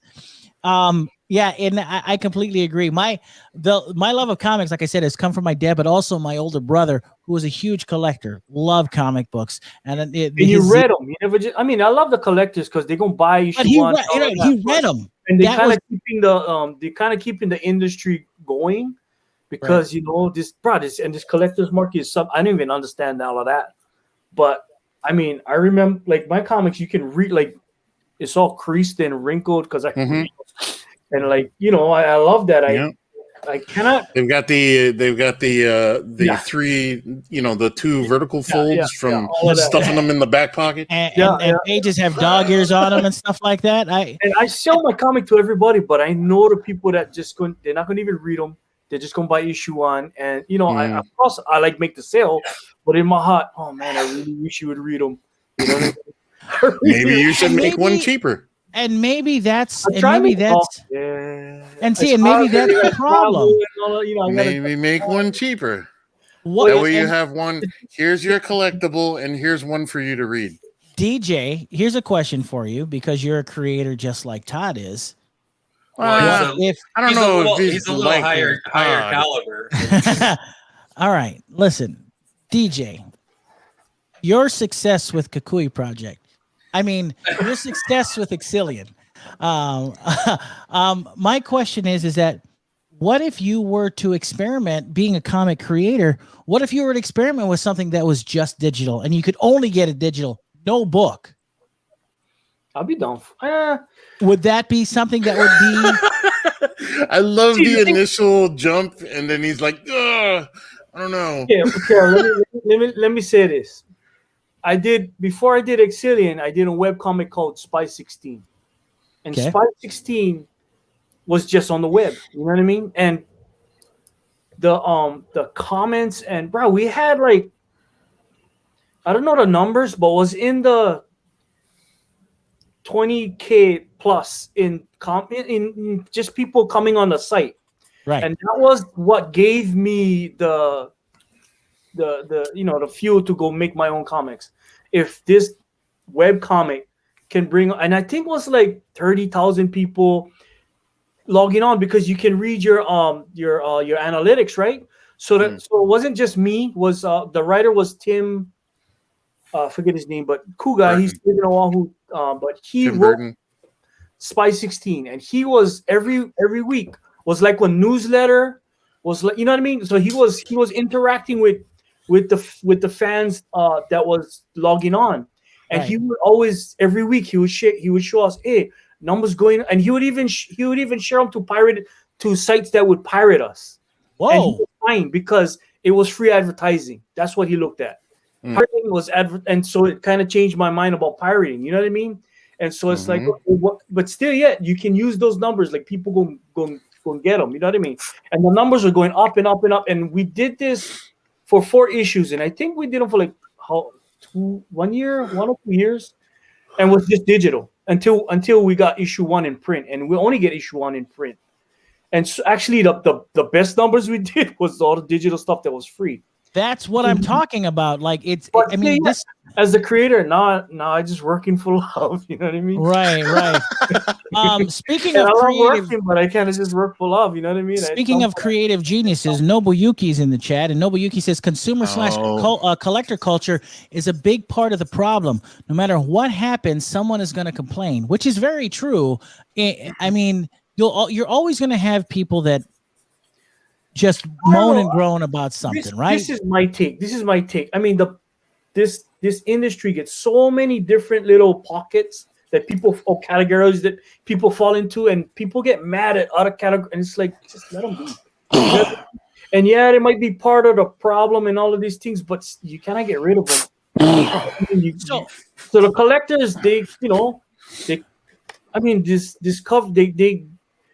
you get old artists that they probably cannot get work anymore, but they can do covers. You know what I mean? Or people they go buy that variant cover. You know what I mean? So as a creator, I understand where that whole thing comes from. You know what I mean? But at the same time, I do agree that the whole collectible thing, I don't understand them. I rather read the book, and I rather people talk about the stories, and that's how I again. The pocket that I fall into is this comic might be somebody's first comic, and all story. It's all about the story. You get the people fall in love with the story. They fall in love with the characters. It doesn't matter. They'll come back next month and the month after, and you hook them. And you hook them that way. You know what I mean? And I understand that. And then you get the people that can just buy the number ones and collect the variables and whatever. But it is what it is. Well, some guy named Todd Bernardi in the chat says, "Yep," and the NERDWatch is a part of the problem. It's a part is two words. First of all, so let me ban this Todd guy right now from the chat room, and delete his comment. How dare you? Anyway, how dare you, sir? We're a collection of consumers sir? that are meeting on the internet to talk about our complaints about the. First of all, we're not just consumers; we're also creators. Yeah, I may not be a comic creator, but I am a podcast creator and a content creator. You know what? So are you? But your content is just full of. You know what is my fear? That comics gonna be like the next bowling alley. You guys remember when all the bowling alleys started shutting down? Yeah. Well, and this is comics might be our bowling alley. And this is where I don't want to ask Alika this, because I know Alika understands this, so I just want him to listen, because he's been doing it so well for the last 45 minutes. Yeah, I fixed it. I fixed the part. For Todd, because I'm gonna ask you guys, because as comic book creators, I want to know this.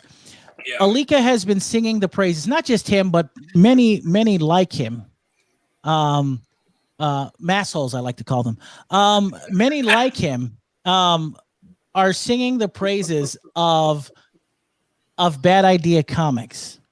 My question to you is creators.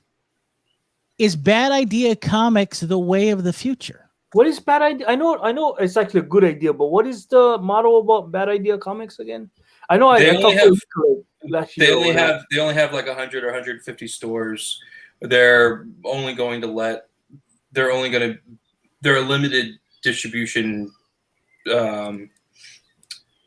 business model. So that creates that manifests as people actually wanting and needing their books. Correct. And because people they're so limited, they're sort of manufacturing that need for the market. So they're not producing comics, right? So they're not producing comics in such a quantity that it floods the market, right? Yeah. They're kind of boutiquing it, but also making it almost exclusive, and it doesn't cost the comic book store the residuals that it would cost them to have multiple copies of Marvel or DC comics on their shelf. Yeah, so, I mean, I don't know. They're looking out for the retailers, you know what I mean? The retailers got to take so much crap from the. But that's what I'm saying. That was the whole point. Right. So my question is that something you as creators, comic creators, can get behind? Yeah, I mean, for me, absolutely, because because the retailer that's our allies in the whole fight. You know what I mean? Like the creators need the retailers so that the retailers can get the books out, and so we can just keep creating. But And the whole trip with Diamond and how some people love Diamond, some people hate Diamond, and depend on which side of the line you fall with Diamond, you cannot deny that Diamond's motto is kind of up. So what's interesting is that when you talk about, go ahead, Todd. Alika is my only ally. What's interesting is that whatever I seriously doubt that, because your contention with comic book store owners is very contentious, and not just here. No, there's that happened one time. Oh, okay. Stop trying to give me some kind of well, I mean, I guess I do. I have earned my reputation. I guess I have earned a reputation, but that's not. I mean, I love my retail partners, and I would do anything for Alika. Would you now? Would you now? All right. I can't wait for him to ask you how he can fulfill his needs. Very excited for this. Well, I mean, very, very early on. I mean, joking aside, very early on, like one of the first time I ever did a incentive cover was for Maui Comics and Collectibles. I never did like any kind of like collectible or reprints or anything like that, but I did that specifically for Alika. But here's the problem: is that I also blame Alika for introducing me to you, Todd. So I mean, and it's been all downhill from here. But I would, well, I mean, because you can't walk uphill, Greg. Listen, that's a good one. I will give you that one. Well played, sir. Well played. I feel bad. Sorry. You fattest. Carl in the chat wants to know what is Alika watching. I'm not sure what he's watching. He could be watching hentai for all I know. I have no idea. Alika, are you watching hentai? I'm watching the Zack Snyder porn parodies. Oh, nice. Thank God it's not on screen. Okay, good. Hey, those are almost as good as the Eternals. Hey, it's even better in black and white. Yeah, I'm sure it is. The composition of those shots were amazing. Now, ultimately, getting back to the point here, with the state of the comic book business in flux, is it up to now? And I know this is kind of a three-part question. Is this something that, speaking of allies, how are comic book creators, how are comic book publishers, and how are comic book store owners going to be able to bridge this gap? Because the gap does seem the gap seems very vast, number one, and if there is a bridge, it's very treacherous. So I mean, how do we measure that, and how do we get everybody to benefit from this? Because not only comic book stores don't exist without content. Comic book creators don't exist without an outlet for their creations, right? So how do we? I mean, Bad Idea, like I said, is one of the issues that one of the people that are trying to deal with this issue. But ultimately, this is much bigger than Bad Idea, because the comic book industry is weighed so heavily on DC and Marvel. Because it is weighed so heavily on DC and Marvel, doesn't there have to be a dynamic drop or fall for those big two in order for them to see the value in independent comic books? You know what I mean? No, it's getting there, but I don't think they'll see it. Like, people read comics long enough, you're gonna be like, okay, I've seen this already, and when you get new stuff, you go read them. But then when you get new independent stuff, you cannot just eat the same thing. I mean, keep taking in the same thing over and over and over and be entertained. You need new stuff after a while, and so the independent comics gonna feel that. You know what I mean? And independence is where all the professionals usually come from. You know what I mean? Correct. So you're gonna get some young up and coming guy who got to cut his teeth on the independent stuff who would end up in Marvel, and so it's going to be a balance. You know what I mean? So I mean, unless that guy just do Marvel, and then like Robert Kirkman. He did Marvel a little while, but whatever he do, people gonna go over there. And even kind of, he kind of made him better for independence because his stuff is so good, So, but DJ, you know this, Millar, right?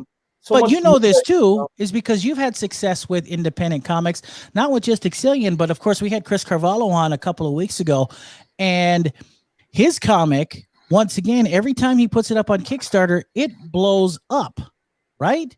I mean, his newest creation, the Nui Nui Warriors, and of course Amakua, are in my opinion, because there are so many comic book creators and we're so close to the projects out here. I mean, things like Amakua and of course the Nui Nui Warriors, and of course your comic Island Tales, kind of are the foundation of local comics on the island, right? And I would say that getting those out would probably promote, number one, you guys more, but it would also make the landscape for comics a little more diverse in the fact that now we're catering to other groups, and we're catering to people that have not normally been gravitating to comic books. So I think our stuff works over here, but so you don't think it works outside Hawaii? I think it can, but largely I think comics is its own kind of audience. When I talked to the owner of Island Tales, he doesn't sell a lot of copies in the mainland, and he does shows over there. But when I'm over here, I sell more copies because we're in Hawaii. So, different strokes, different folks, and all of that. Hang on a second. How can you say that? Because of your local comics, we have Todd Bernardi making comics about local people. I mean, come on. No, it wasn't because of me. He was going to be a creator no matter what, right? No, but what I'm saying is that he is. But because of you, DJ, he's a good creator. Right, but the thing is that Todd is appropriating Hawaiian culture for the benefit of his whiteness. No, that's not. I'm just kidding, Todd. Just kidding. Hey, he's a creator. He can create whatever he wants to create. As much as I'd love to respond to that piece of criticism, that's for the fat joke, you bastard. Hey, well, that's not you. I mean, well, DJ's read my stuff, and I'm gratified to know that he did his homework. And I did my homework, and but yeah, I mean, to respond to you guys blaming me on DJ, I am inspired by him. I think that he's a fantastic artist, and I knew about Island Tales before we met. So I had heard about DJ. I blame Chris Carvalho. I blame Chris Koanui. I blame Sam Campos for you. So I mean, it's they foisted us upon you. They foisted you upon us. But you know what? It's a lucky thing that you're a talented son of a gun, Todd. Because dang it, you are. Well, thank you. In all seriousness, though, I mean, if the cure is independent comics, and I think that's starting to show a bit with what's happening on Netflix, with what is happening on Amazon, with what happened just a few back when the Black Widow movie comes out and the next big Marvel movie comes out, they'll swing right. You know what I mean? So it's not one or the it's everything in its time. You know what I mean? And then the wheel will spin, and then we'll want this, and we'll spin, and we'll want that. You know what I mean? It's all gonna, Yeah. But to paraphrase something that Todd McFarlane said at Amazing Comic-Con when he came to Hawaii, he said it's the greatest time to be a comic book creator. Yeah. Because if you think that X-Men comics or Marvel comics or DC comics, if they fill up the first 300 titles, the first best-selling title, then you've got 7 other movie studios looking for what is 300. Right. Bingo. Because Paramount doesn't have that kind of deal. Universal doesn't have that kind of deal. They're always looking for independent content. So if you can create independent content then you've got 6 or 7 movie studios that are going to be looking at you. You've got Amazon, you've got Netflix. So it's the perfect time to be Dark Horse and Image and whoever. But then little independent movies get made, like The Crow back in 1994, and that was from Caliber Comics. And you didn't, and it got made, and it's amazing. It's amazing that it got made, but it got made, and a lot of people started listening to The Cure. True, it's so true. But the same thing happened with Teenage Mutant Ninja Turtles too. Independent comic books, and then an independent movie studio. I don't know. One thing I gotta bring up is the lightning in a bottle, because we're not getting that anymore. You know what I mean? Good point. Like, in the 80s and the 90s, bro, these guys was hitting like crazy. You know what I mean? But now we're all kind of feeding off of the same thing, and we kind of just doing the same kind of thing. So nobody's, I mean, I'm not saying they don't make bottles like they used to, DJ. Oh man. Oh. It's hard to cast lightning when the bottle is biodegradable. And I hate to sound like the old man in the room, which I am, but I think the biggest problem, number one, the biggest problem why comics aren't as big as they are anymore, the biggest reason is, number one, is that retention. Kids don't have the same retention that we did 20, 30 years ago, right? That's 40 years ago. But that's what our parents were saying about us. No, number two, but let me finish. Number two, I think the fact is that now, with the advent of social media, and when you can become the star instead of the guy sitting on the sideline, that is more enticing than getting lost in the world of superheroes, or getting lost in the world of a comic book. I mean, you know what? It's kind of weird. I had my nephews over, and they was watching this dude eat food. Yeah, I mean, like they had them on my my TV. And all my kids, and there was about, I don't know how many nephews and nieces I get. They was just watching this guy go to the store, buy food, heat him up, and he was just talking about the food, and it was just that, you know what I mean? And I was like, this is the reason why we not this generation. This shit gonna die. Well, but that's what I mean. Like, you got kids watching mukbangs, which is more fascinating. That's the guy who was watching. That's what the genre is called. It's called a mukbang. That's what they were telling me this guy was.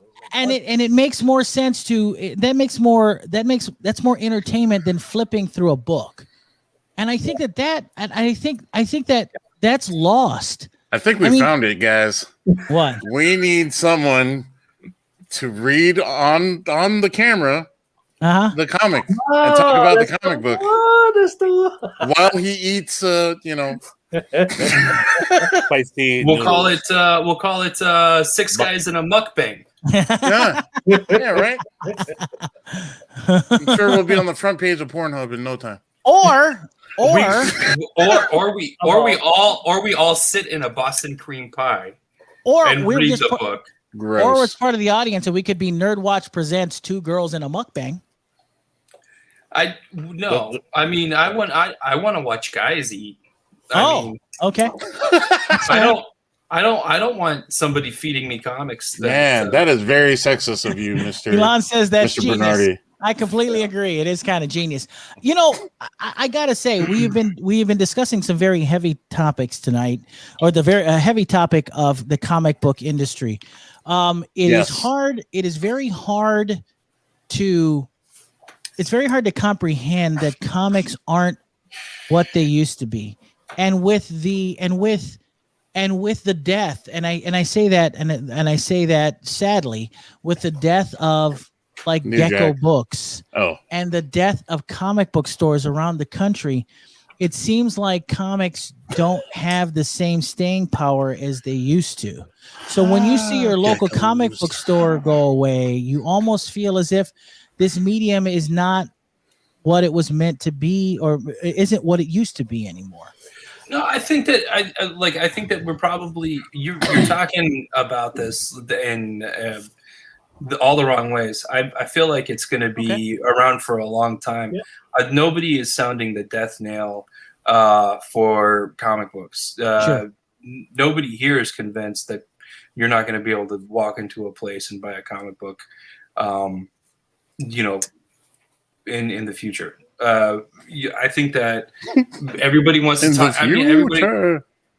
Everybody wants to talk about how print is going away, but that's not true. I mean, it's not. And as a matter of fact, we have reading. There's more and more content. There's people are reading and writing blogs, and there's a quicker distribution than there ever was before. So it's more independent also. Sure. And you know what, Todd? Just for you, there's only one book I need in my house. Is that? Oh my God! Is that the Red Badge of Courage? I hate that. What is that Red Badge of Courage? I was like, oh.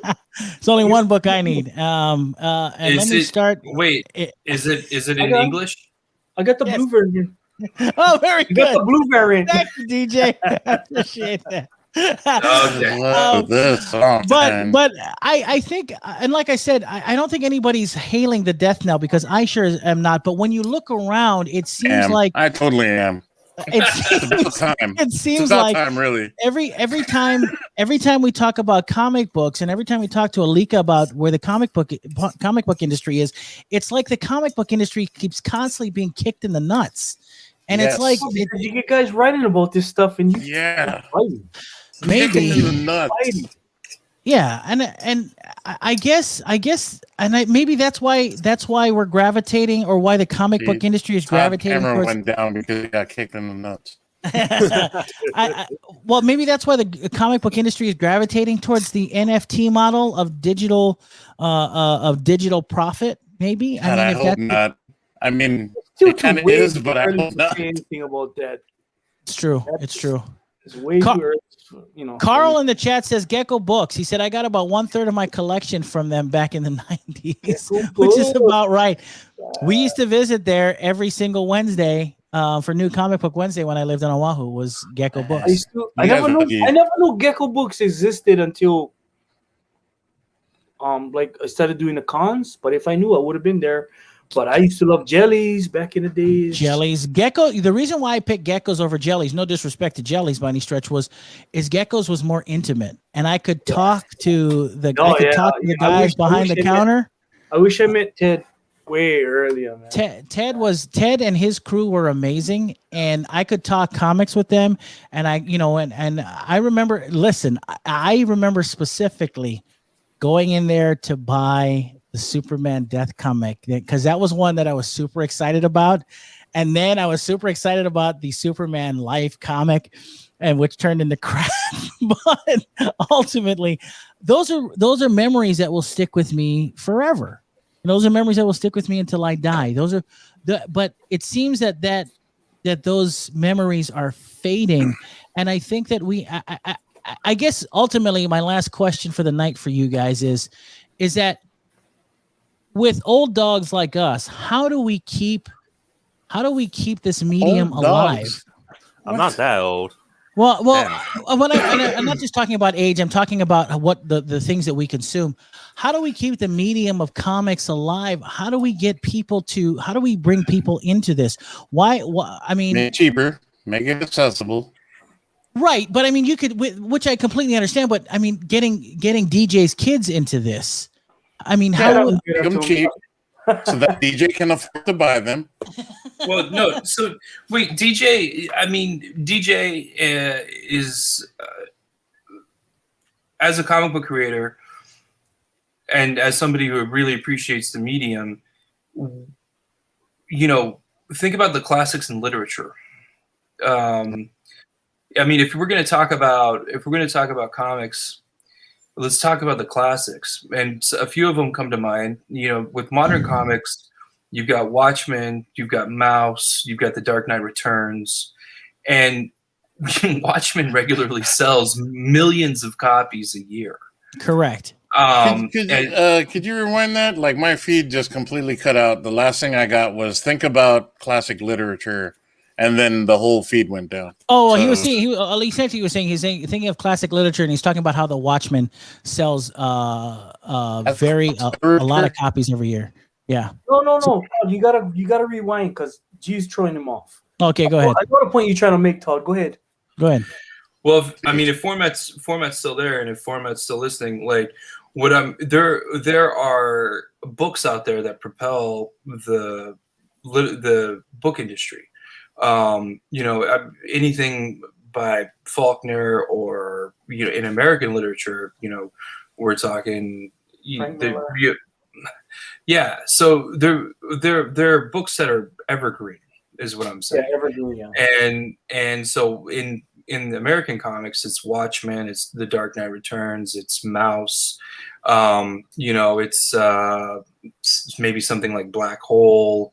For underground stuff, you've got R. Crumb and American Splendor selling tens of thousands, if not hundreds of thousands of copies a year. So you've got these great works of graphic literature. Will Eisner's A Contract with God, 1978. That was probably the first one. And so those things are going to propel the industry and comics forward. And then a comic book creator like DJ, he's going to come in and he's going to be able to build on something like that. There are people that are, in the independent spirit that are using this medium for works of art. They're not trying to create commerce. They're not worried about selling Amazing Spider-Man number 23. Those guys that do that, talented guys and wonderful creators, but they're not, I wouldn't say like a monthly comic book is necessarily art. And it's not going to make it's not going to be evergreen the way that like those other books are. They're people are going to be seeking them out for decades, maybe even centuries to come. But that's what I think that's the heart of the industry right there, is that people are seeking out these works of art to enjoy art. But Siegel and Schuster weren't making art, but people covet their comics. And when I say they weren't creating art, they weren't. I shouldn't say that. They weren't creating literature. They were creating something for kids. And isn't there a difference? Well, but that's what I'm saying is like comic books in its infancy started off as just a commercial enterprise, and rose over its development into something that's this wonderful hybrid of literature and film and cinema and art. And so now you've got something that's uniquely different and uniquely accessible for people to enjoy those types of stories. Interesting. I see what you're saying. I think that we can talk about it, but I think that like 1978 is when most art historians or academics would say the graphic novel was born, and that was with Will Eisner creating A Contract with God, because that was the first thing that was longer than 48 pages or whatever a normal comic book would be. So the point that I'm trying to make is that we're talking about the health of an industry, we're talking about the health of a business, but we have these classic works of art in comics, and that's what's going to propel comic book creators to create something new, and then hopefully that's going to be able to bring in new readers in the future. Interesting. I don't know if that's true. Interesting. I mean, I can see the angle you're coming from, but I don't know if that's accurate. Like when DJ is creating his latest issue of Exilian, I don't think he's going, what would R. Crumb think about this? No, but what I'm saying is like it's an expression of art. It's an expression of pure creation. Like DJ is not doing it because he's going to make $1 billion doing it. He's doing it because he loves to draw. He's doing it for the pure love of expression. And so, and that there's something beautiful about that. There's something, there's some integrity to that. And I think that draws admiration from people, whether you read it or not. And when you read it, you absolutely see that how much love DJ puts into Exilion. But I think so. But I mean, I know what you're saying. For the layman, like the industry. like me, I'm not gonna be like, oh man, I hope this brings back memories of Mark Twain. You know what I mean? Like I'm not doing that. Yeah. It's only pretentious dudes like you that are trying to find the fine line of art within art. Yeah, I kind of agree with Phormat on that, because I think what's interesting. I'll get to you in a minute, DJ. Sorry, because when you were talking earlier, you minimized those guys that are making weekly comics, and I felt like that was kind of a slight. But that's still art, whether or not they're getting paid by whatever the page rate is. They're still making art. But what I'm saying is, it's art, but it's not as good as they think that they could do. Like what I'm thinking is, like, I mean, you give a jobber at Marvel or DC the choice to, like, hey man, I'll give you $60,000 to go off and write, One Flew Over the Cuckoo's Nest, or his version of that. You've got that project you want to do, go off and do it, or stay and draw Green Lantern and make the same $60,000, but you're going to work harder, and you're probably going to work with people that are not going to appreciate you the way that maybe potentially we would all appreciate you if you went off and drew your opus. You know what I'm saying? No, so I'm not trying. I'm completely lost now, because I don't know why anyone would pick the harder of the two. Right. Well, actually, the easier of the two is drawing Green Lantern. Is it? You just said it was the harder of the two. I don't know who would choose one over the other. Working a normal sort of job for DC, or going off to create what they want to do. I think that they would try to do it, but I think that that's a very daunting task. I think any creator would want to create something of their own volition. I'm sure that those people that draw Green Lantern have other aspirations and creations in their mind that they'd rather be doing. I agree with that. Yeah. But I don't think that means they're not putting their all into the page when they're drawing Green Lantern. I know what he's saying, though. But they're not. But they are. But yeah. Okay. Go ahead, Kate. Go ahead, DJ. You get comics like the good ones. You know what I mean? Like you get Frank Miller creating Dark Knight 2, and you know what I mean? And then you get what Todd said is the jobbers.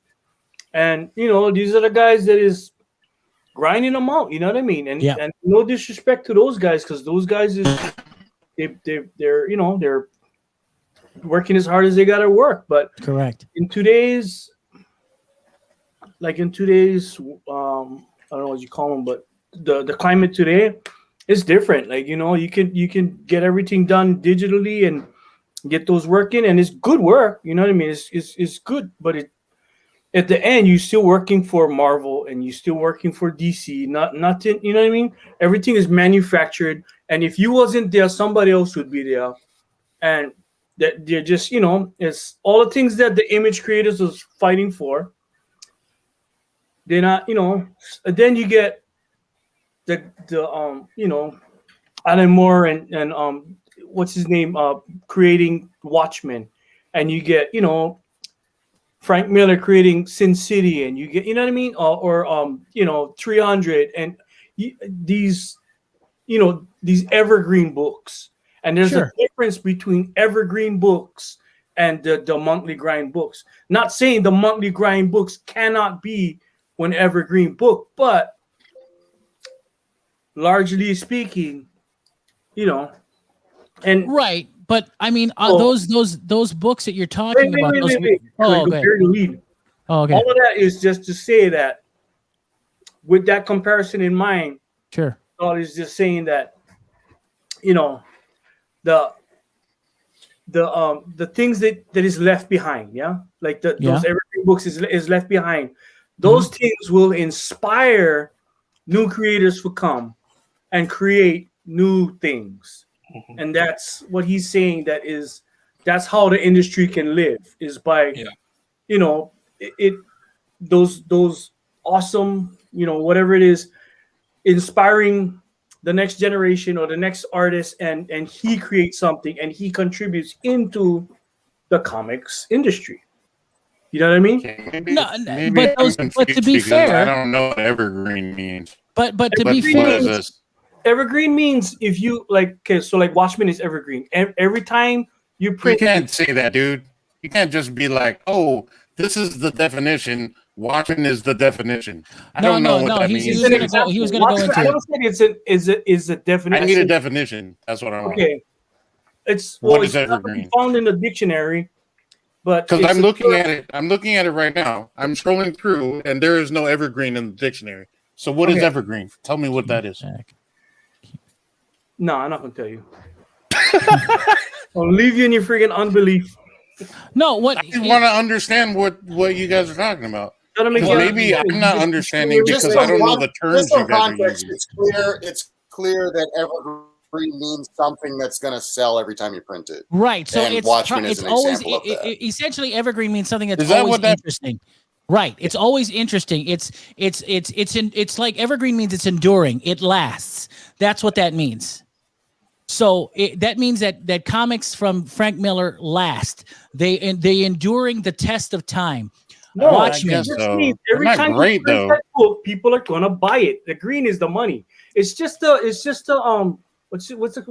term. It's like a street. Yeah, I get that. I was asking what the term meant. Yeah, that's what it means. So it means enduring. It just means that every time you guys are talking about stuff that I have no idea you guys are talking about. Yeah. Well, no, that's all that means. Yeah, just know that it means that it's enduring, and that's what it means. It means it stands the test of time. Because I've read The Watchmen, and it's okay. But I wouldn't buy it again every time I see it printed. Drew says it never becomes dated, never gets old. Nobu says evergreen means timeless, which is absolutely correct.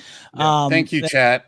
Yeah, so that makes sense. Now, ultimately, though, isn't it those weekly comics though that are propping up the industry right now? I mean, let's be honest. I mean, I know that there's the 300s and Frank Miller and all this other stuff, but what's propping up is the industry, and what's propping up Hollywood right now are those weekly grinding comics that deal with Superman and Batman and Green Lantern and Wonder Woman. Those are the things.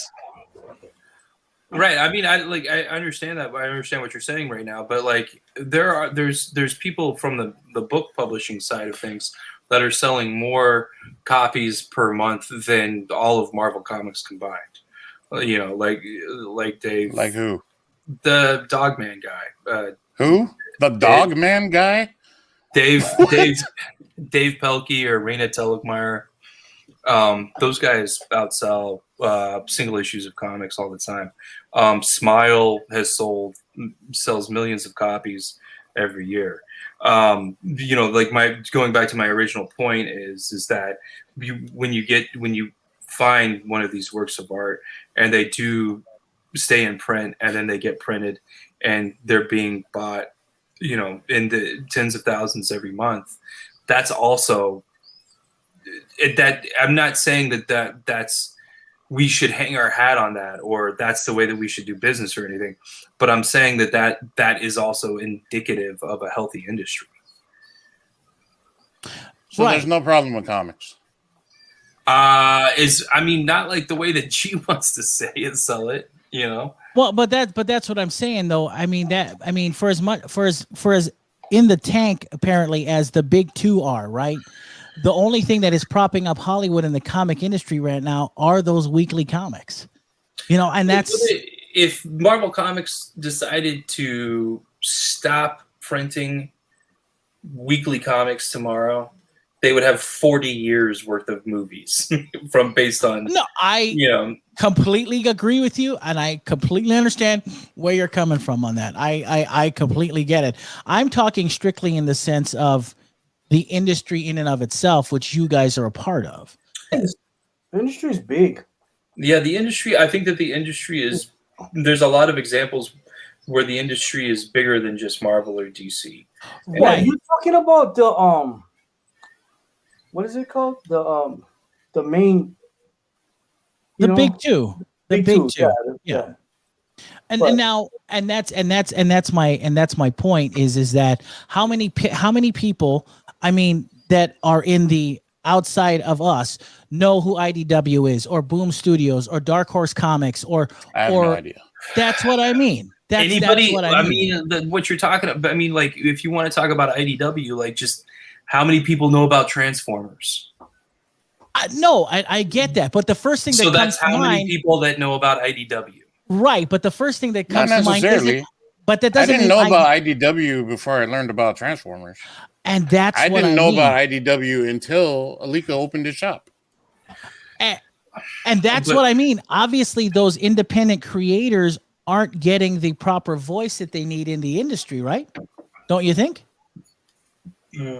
As far as like independent publishers at this point, independent publishers is not just IDW, and I mean those are good examples. I agree. Let me tell you right now, Kickstarter is doing good, right?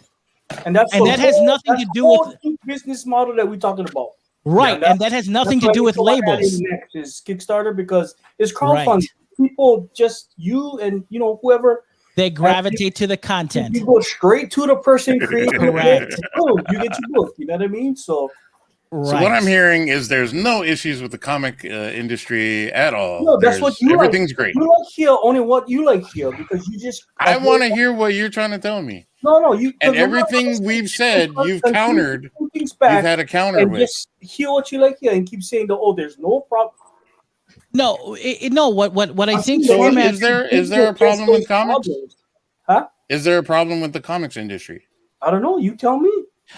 And I think what? I think no. How does that work? Hang on a second. I don't know. Hang on a second. What Phormat is trying to say is that what I guess what I'm ineloquently trying to say is that we understand and this is why I'm engaging you guys. We understand that comic books and the industry is bigger than Marvel and DC. What I'm saying is that we need to capture an audience outside of that because that's all anybody knows, right? And your Kickstarter example is a perfect example because you go directly to the creator, right? Which is great. But let's be honest. No one is gravitating towards Nui Warriors because it's Mana Comics, right? Yeah, they are. So what? And honestly, Todd, they're doing it because they like the content, right? The content of his work, the content of his right. But that's what I'm trying to say. There's a difference between an industry guy like yourself and a layman like us who are just consumers. You're creators of comics. I'm just a consumer. When I look at Nui Warriors, I'm like, that comic looks cool. And the fact that it's on Mana Comics, I don't know. Let's put it this way. Let's say that I didn't know what that was. I don't care, but I think Nui Warriors looks really cool. Right? So, and I think that I mean, Kickstarter and that business model seems to be the wave of the future at this point for independent creators. And what I'm saying is that and this is why, and ultimately what I was trying to get at, it seems like the big two are so dominant in this space and their names are so dominant in the space that there's no room to breathe for anybody else in that space, right? As in, like when I say Marvel and DC, no one else is spouting off other comic book publishers. You know what I mean? They're spouting off titles. It doesn't mean Berserker, right? Berserker, cool comic. So other than you two creators and Alika, who can tell me who's distributing that? What comic book company is distributing that? But that's my point. It's not about the. It's not about the label. It's going to be distributed by Diamond because they're the only ones that distribute comics. That's fair. Shut up, Todd. That's a fair point. Are we talking about publishers? Because it's by Boom. But what I'm saying is that we need to take the emphasis off of Marvel and DC and put the emphasis more on the content. I agree. And that's what I'm trying to say is like screw Marvel, screw DC, screw and I don't mean it in that, and I mean it in the respect of I don't care who publishes it. I don't care if it's IDW or Boom Studios or whoever. It's about the content of the book. That's what people gravitate to. And it seems like because of the big two, everybody's ideas are kind of put more to the wayside and never given a public space as they should, and they're relegated to doing Kickstarters all the time, and they never get. I don't think they get enough credit, and I don't think they get enough. They don't get enough eyes on their stuff because of that. I mean, mainstream wise, don't you think? No, because Kickstarters are making sometimes hundreds of thousands of dollars. You know, like there are big, wide audiences. I mean, if we're talking Berserker, I think it made over $1 million. It did. It made over $1 million. You're right. And so, you know, that's a gigantic audience. I got one of the last big giant Kickstarters I helped fund was Maddie, and it was from the director of Moon, Duncan Jones. Right. And that was another huge audience. So, you know, I think that like people get the book, they hopefully enjoy the book, and they enjoy it on, you know, or on the order of tens of thousands of people. You've reached this huge audience, and now whenever you want to bring something back to market, hopefully you can alert those people that bought your first work, and if they liked it, they'll come back they'll come back and enjoy the second thing. Correct. And now you've cut out the distributor and the publisher all in one, and you just have to deal with like a printer and a post office. Correct. So Carl in the chat is brought up a good point. He says, "G, you are right," which I really like to hear because my ego. I'm such a Marvel DC reader for 45 plus years. I lack on the indies. I failed to expand my horizons. I know I've missed some great books because of my tunnel vision. And I think, and that's what I'm saying is that we seem to be hinging our lives on these two guys when there is so much more content out there that no one seems to know about and doesn't get the right amount of play in the mainstream. And I think I think the fact that, and that's why I was saying, I think Marvel and DC need to be humbled a bit, so that right now, just like you guys are on the rise, right? As they're saying, independent creators are starting to be seen more, right? I just don't think they're being seen enough of. That's my thing. You know what I mean? Because right now, the independent creators that we're getting are two people. Let's be honest. Who is it? Mark Millar and Robert Kirkman. That's it. Animal. Huh? Animal. You just don't know about them. but that's what I'm saying is that I don't know about them. Yeah, but just because you don't know about them, don't mean the whole industry don't know about them. No, but you're talking about the industry. I'm just talking as a consumer, right? The whole point is that we want to make we want to make comics. You can only speak for yourself. That's what I'm saying is that we need to make this household names, not just guys who are comic book readers or collectors. We have to make comic books cool again, don't we? I gotta go, bro. I love you guys. I gotta go. This go in circles. No. Well, that's what I'm saying. I just think we need to make comic books cool again. That's all I'm saying. And that's right now. If you look good, you can see they're really cool right now. Get some good stuff coming out right now. All right, DJ. Before you take off, give us your final assessment because we've been on here for a bit anyway. So honestly, I don't even know because I didn't even know the headlines you're reading. No, but I mean, like from somebody write about the industry and this and that and whatever's, and it's like, bro, the industry been through worse. We've been through way worse. And right. Yeah, it was going, but you know what? The world gonna turn and things gonna happen, and we all gonna go someplace else. And so it's just another thing. It's just another whatever you call it. You know what I mean? Right. You know, because we want to see more guys like you and more guys like Todd and the Hawaii Comic Book Alliance. We want to see those guys being, raised up in the industry. Their comics read more. What they bring to the table, other than and like you said, and I think, and that's the point, is I think Alika is on the right track, because he's elevating independent creators as opposed to and kind of diminishing the others, because that's where people are interested. They're interested in independent creators and independent writing and independent artists. That's what they're interested in.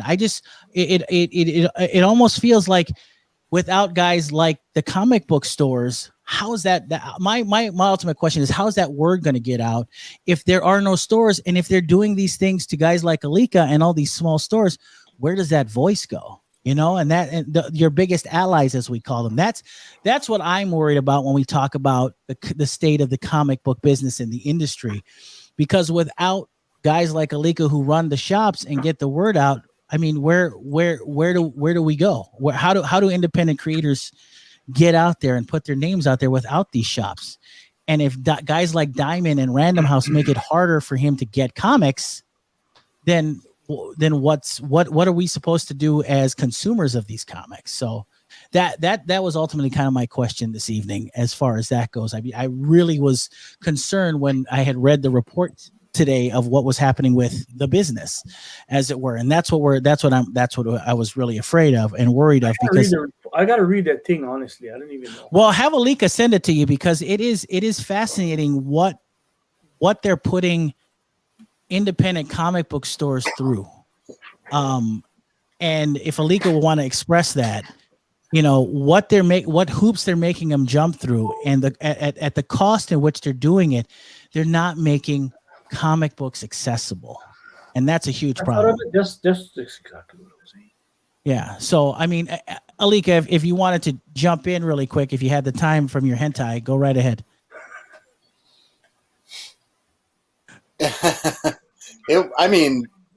What I posted wasn't an article. It was an email from Diamond to Diamond stores about the new discount levels and the shipping costs. After, Diamond's still going to be distributing Marvel. They're just no longer going to be the distributor. Penguin Random House is a distributor, meaning that Diamond will be the sub-distributor, meaning they're no longer the ones getting the comics from the source and in charge of the discounts. Penguin Random House is in control of those things, and if they wanted to, like, they could choose not even to sell to I know they know it's not a good idea to eliminate Diamond at this point, but they could if they wanted to. So, in other words, you're gonna have another entity besides Diamond. So they're gonna take another cut off of Diamond's 60% whatever cut. So ordering through Diamond is going to be more expensive. Okay. And the discount levels are heavily favoring larger retailers. So smaller stores like mine, we wouldn't meet minimum quotas, meaning our discount would be far less than it is now. Right now, and especially because of the pandemic, they actually bumped up our discount to get us through the pandemic. But when Penguin Random House hits Diamond, we lose a lot of the discount from Diamond. Penguin Random House starts looking really good, because not only is their discount solid, shipping included, but it's also on net 60 payment terms, meaning Diamond, we have to pay up front. I buy all the comics up front.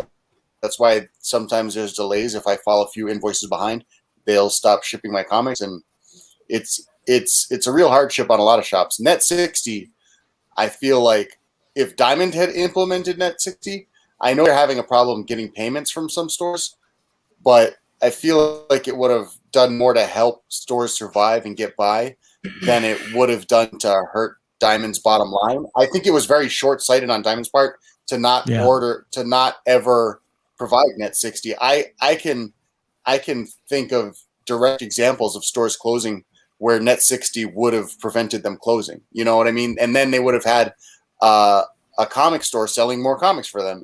Diamond Diamond did not know what side of the bread that they had it buttered on. They just kept making the wrong decisions, often informed by their own selfishness, which usually came back to play against the purpose of selfishness afterwards.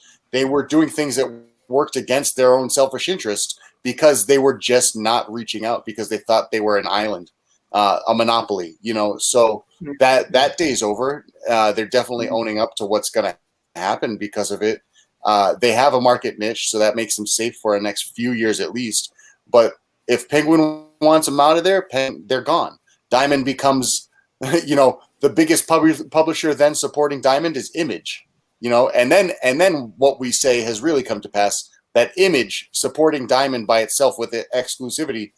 Now, it's not really a good look for Image, the king of independence, to be doing that to Diamond, the king of monopolies. So, what's eventually going to happen is Image will probably end up leveraging the position, and they kind of are an evil empire by this point. I don't see them doing things to helping other independent publishers, but maybe they do. Maybe they crack Diamond wide open and turn it into this independent distribution hub. Who knows? Yeah. And I think ultimately this is what we're talking about, DJ. And I think the pandemic really fast forwarded the underpinnings of what was actually holding up Diamond. So I think that the pandemic has exposed a lot of those businesses, not just Diamond, of course, but in this respect, yes, Diamond.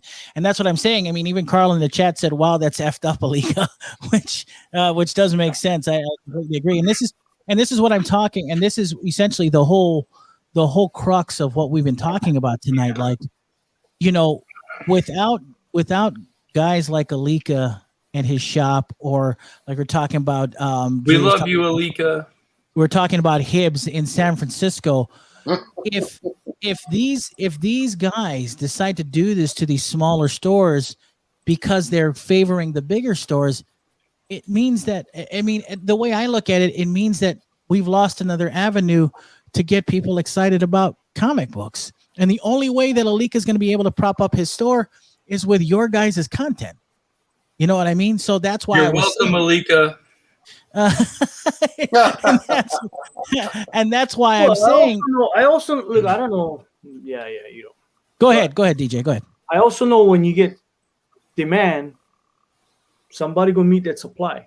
You know what I mean? So if get people out there willing to shell out the money, they're gonna make a. I mean, it sucks now because now people got to figure out what that is.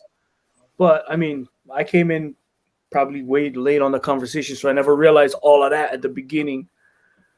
So, what's interesting is that, I didn't think about it until Alika said it. When he said, if Image is the exclusive, Diamond is the exclusive home of Image, that is kind of a big deal. I mean, even Carl was in the chat. He said, honestly, I don't see Image as an indie anymore, which I think, I mean, for some people, I completely agree. Elon in the chat says, I want to get out to the store someday, hopefully soon, which I completely agree with as well. But anyway, before we get out of here, any final thoughts from any of you incredibly astute gentlemen before we get out of here about what makes comic books great, or whatever you want to talk about? Todd, I will start with you. So, I mean, just to go back to some of my original points is, I think that there's room in the industry to broaden the model, however you want to do it, whether it's with subscriptions or not. I think that it would be great for Alika kind of offers subscriptions in the form of pull boxes at his shop, and I think you should definitely try to always go to your local comic book store to get your comics. I don't think that you should ever read them for free at Pirate Bay. You're only hurting the industry. And they're not that expensive. We're not talking a $20 or $30 DVD movie to buy or something. We're talking $2.99, $3.99. It's the original cheap form of entertainment. So, and if you're into Marvel and DC, God love you. Go out and get that, and get it from somebody somebody who owns a local comic book store, and hopefully while you're there, sign up for something else that looks interesting, whether it's Lumberjanes or Ascender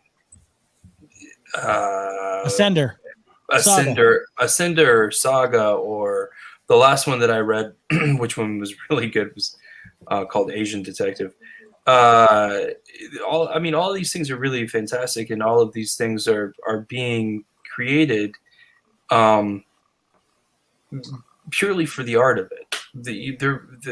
There's a lot of comics out there in the industry that exist because somebody was passionate enough about the story to create it.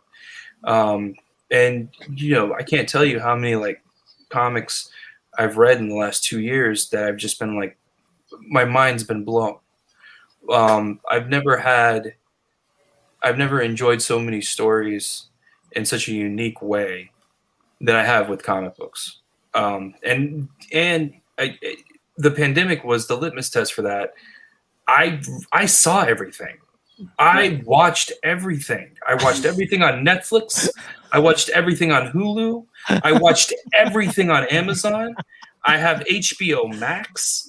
I have watched everything, sometimes 3 or 4 times. Liar, you didn't watch Coco Melon. Don't challenge me. You know I did.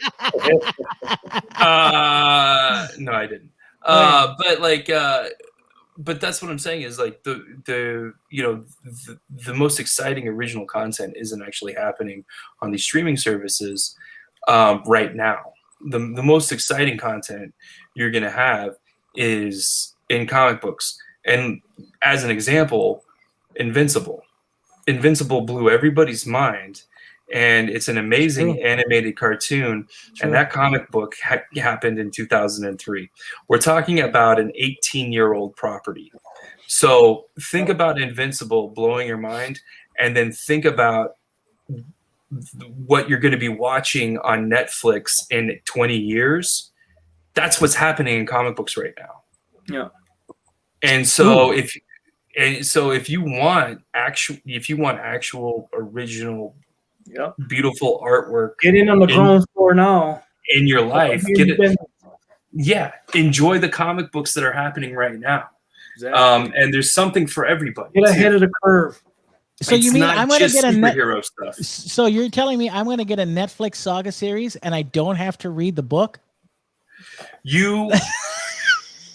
You'll never get it. You'll never get a Netflix Saga series. But BKV is really, Brian K. Vaughan's really like verbal, outspoken against Hollywood and television. Oh, I know he is. I was just kidding. I know. So, but he also is like, he works with whoever Fiona Staples is his co-creator on Saga, and they're selling so many comic books that they're rich.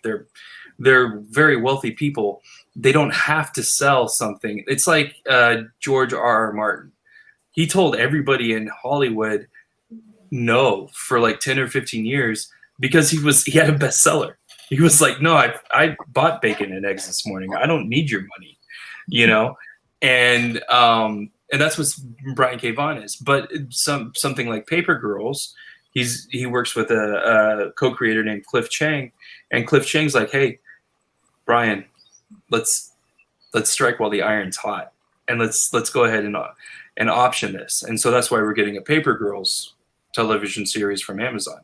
So it's a case by case kind of thing. But Brian K. Vaughan doesn't have to lower himself to the standards of Netflix television or Amazon television. But what they're doing at Amazon is really exciting, and it seems like everybody, like, that's the wild west. That's HBO in the 80s and 90s. Well, with all that Game of Thrones money from HBO that George R.R. Martin got, you would think that man would own a razor, but apparently not. He doesn't own a razor, but he owns a multimedia art gallery, and he owns the Jean Cocteau Cinema, and he debuts his favorite movies at the Jean Cocteau Cinema, and they do the 3-hour Game of Thrones debuts when they were debuting the series. They do that there, and then he owns Meow Wolf in Santa Fe, which is this multimedia art exhibit, and now they've franchised it. They've got them in Las Vegas. They've got them in Denver. I think that they're probably they're looking for other sites. They're going to expand it to who knows where. But his initial, $2 or $3 million investment, and that is paying dividends and dividends and dividends. Well, if they're not gonna, if he's not gonna buy a razor, at least he could CGI his face. That'd be very nice. Hey, anyway, and he'll end up looking like Henry Cavill in Justice League. Fair enough. DJ, before we take off, any last words, sir, before you get the heck out of here? No. Are you? I guess my question would be, I would assume that you're more positive about the industry than, say, someone like myself. Oh yeah, yeah, way more positive. Put it like this: when the industry was doing well, we were suffering. It's a good point. We're not suffering in well, take your weekend. No, that's a very interesting point. I never thought of it that way. Alika, before we take off, anything you'd like to say before we call it an evening, sir? Yeah, I just, we're talking about interesting things happening with independent comics, and there's a lot of them. There's tons of them going on. A lot of them happening at Image because it's like a university for colleges, right? A university is several colleges, so your Image is several publishers, really. So that's what's interesting about Image is they're not just one phenomenon. They're like now a collection of phenomenon. But I would say the most interesting to me right now, just in the manner that they're intentionally trying to disrupt the industry, is a bad idea. As a model for boutiqueifying comics, getting the best creators to create the best product, and utilizing minimal resources to create maximum hype. I think that these guys have threaded the needle and given an example on how you can have a print run of 10,000 or so books and be the biggest thing in the industry. So their print runs are not high, but they are hype. They're in demand. Everybody knows what's going on with them. And so, and this is just the first phase. This is not sustainable. They know this. I mean, they're the puppet masters. So I would just say, pay attention to small, young publishers, your indie creators. Everybody's, just a squirrel trying to get a nut, and everybody's got a new interesting way to get that nut. So it's just going to be an interesting thing to watch pan out over time. It's true. I mean, if you ask Todd, he tells me that his nuts are huge. So anyway, maybe even swollen. Anyway, Nobu in the chat says DJ still owes me a long walk on the beach. All right. Well, DJ, good luck with that. Nobu, listen, when you guys have this nice walk on the beach, let me know if Nobu has soft hands. Okay, DJ? Just let me know. Carl in the chat says, DJ, thanks for being on the pod. He also says, I hope all is well between all of you. It got a little heated. Hey, listen, it's fine. We're all friends here. Of course, things get heated. We have heated discussions and debates. That's what it's all about here on the NERDWatch. We don't all have to agree. We can all have differences of opinion. I agree with that 100%. Well, hang on. Wait a minute. Hang on a sec. Wait, yes. Wait, did you say Todd's stupid? Happy birthday, you idiot. I said happy birthday once again to Todd Bernardi. Happy birthday, sir. You 40-year-old man, you. I'm glad this isn't in mouth, or isn't in person, because I would mouth kiss you both. You're sick. Elon also said, always good to see you, DJ. And of course, Drew, good chat, everyone. He said, well, thank you guys for involving yourselves in the chat. I really appreciate it. Kai, I know that your last words are going to be to buy manga and Shonen Jump. I know. That's what you were going to say. I wish we had that. I know. I'm not gonna say that. Just find what you love and just support it as much as you can. If it's manga, it's manga. If it's comics, it's comics. And then just spread the good word out there. Also, so G. Sweet. Yes. G, can I tell you something? Yeah. Up yours. It's manga. Anyway, listen. Manga, you Palestine. I want to say thank you guys so much for listening to the program. If you're listening to us live on the chat or listening to us on the podcast on your iPhone or your iPad or whatever, or your mobile device, make sure to visit us at facebook.com/NerdWatch, at YouTube at NerdWatch Nation, and on Twitch at NerdWatch 808. This whole episode was about comic books and the comic book industry. This is probably the most interesting show we've had. I mean, as far as discussions go in a long time, I really appreciate it. It's nice to have experts in the room, from Alika to Todd, and of course to DJ and myself to is our visiting expert. Yeah, raise and me just raising the level of the room with my expertise in podcasting. But DJ, you have expertise in podcasting? I think that DJ should come back and host as a guest host next week. I think DJ is more than welcome on this show anytime, because DJ and I have something in common, Todd, that you may know nothing about. Anyway, we are out of time. I've read it once or twice. We are out of time. So for Dr. Freaky, Daddy Leaky Alika, DJ Kiavikani, Cobra Kai Kai, and of course Todd Bernardi, I am G Money. Peace out to all of you. Ron and Elon, peace out. Much love, and most assuredly, always stay nerdy. And we'll see you next time right here on the Nerd Watch. Aloha. Ugh.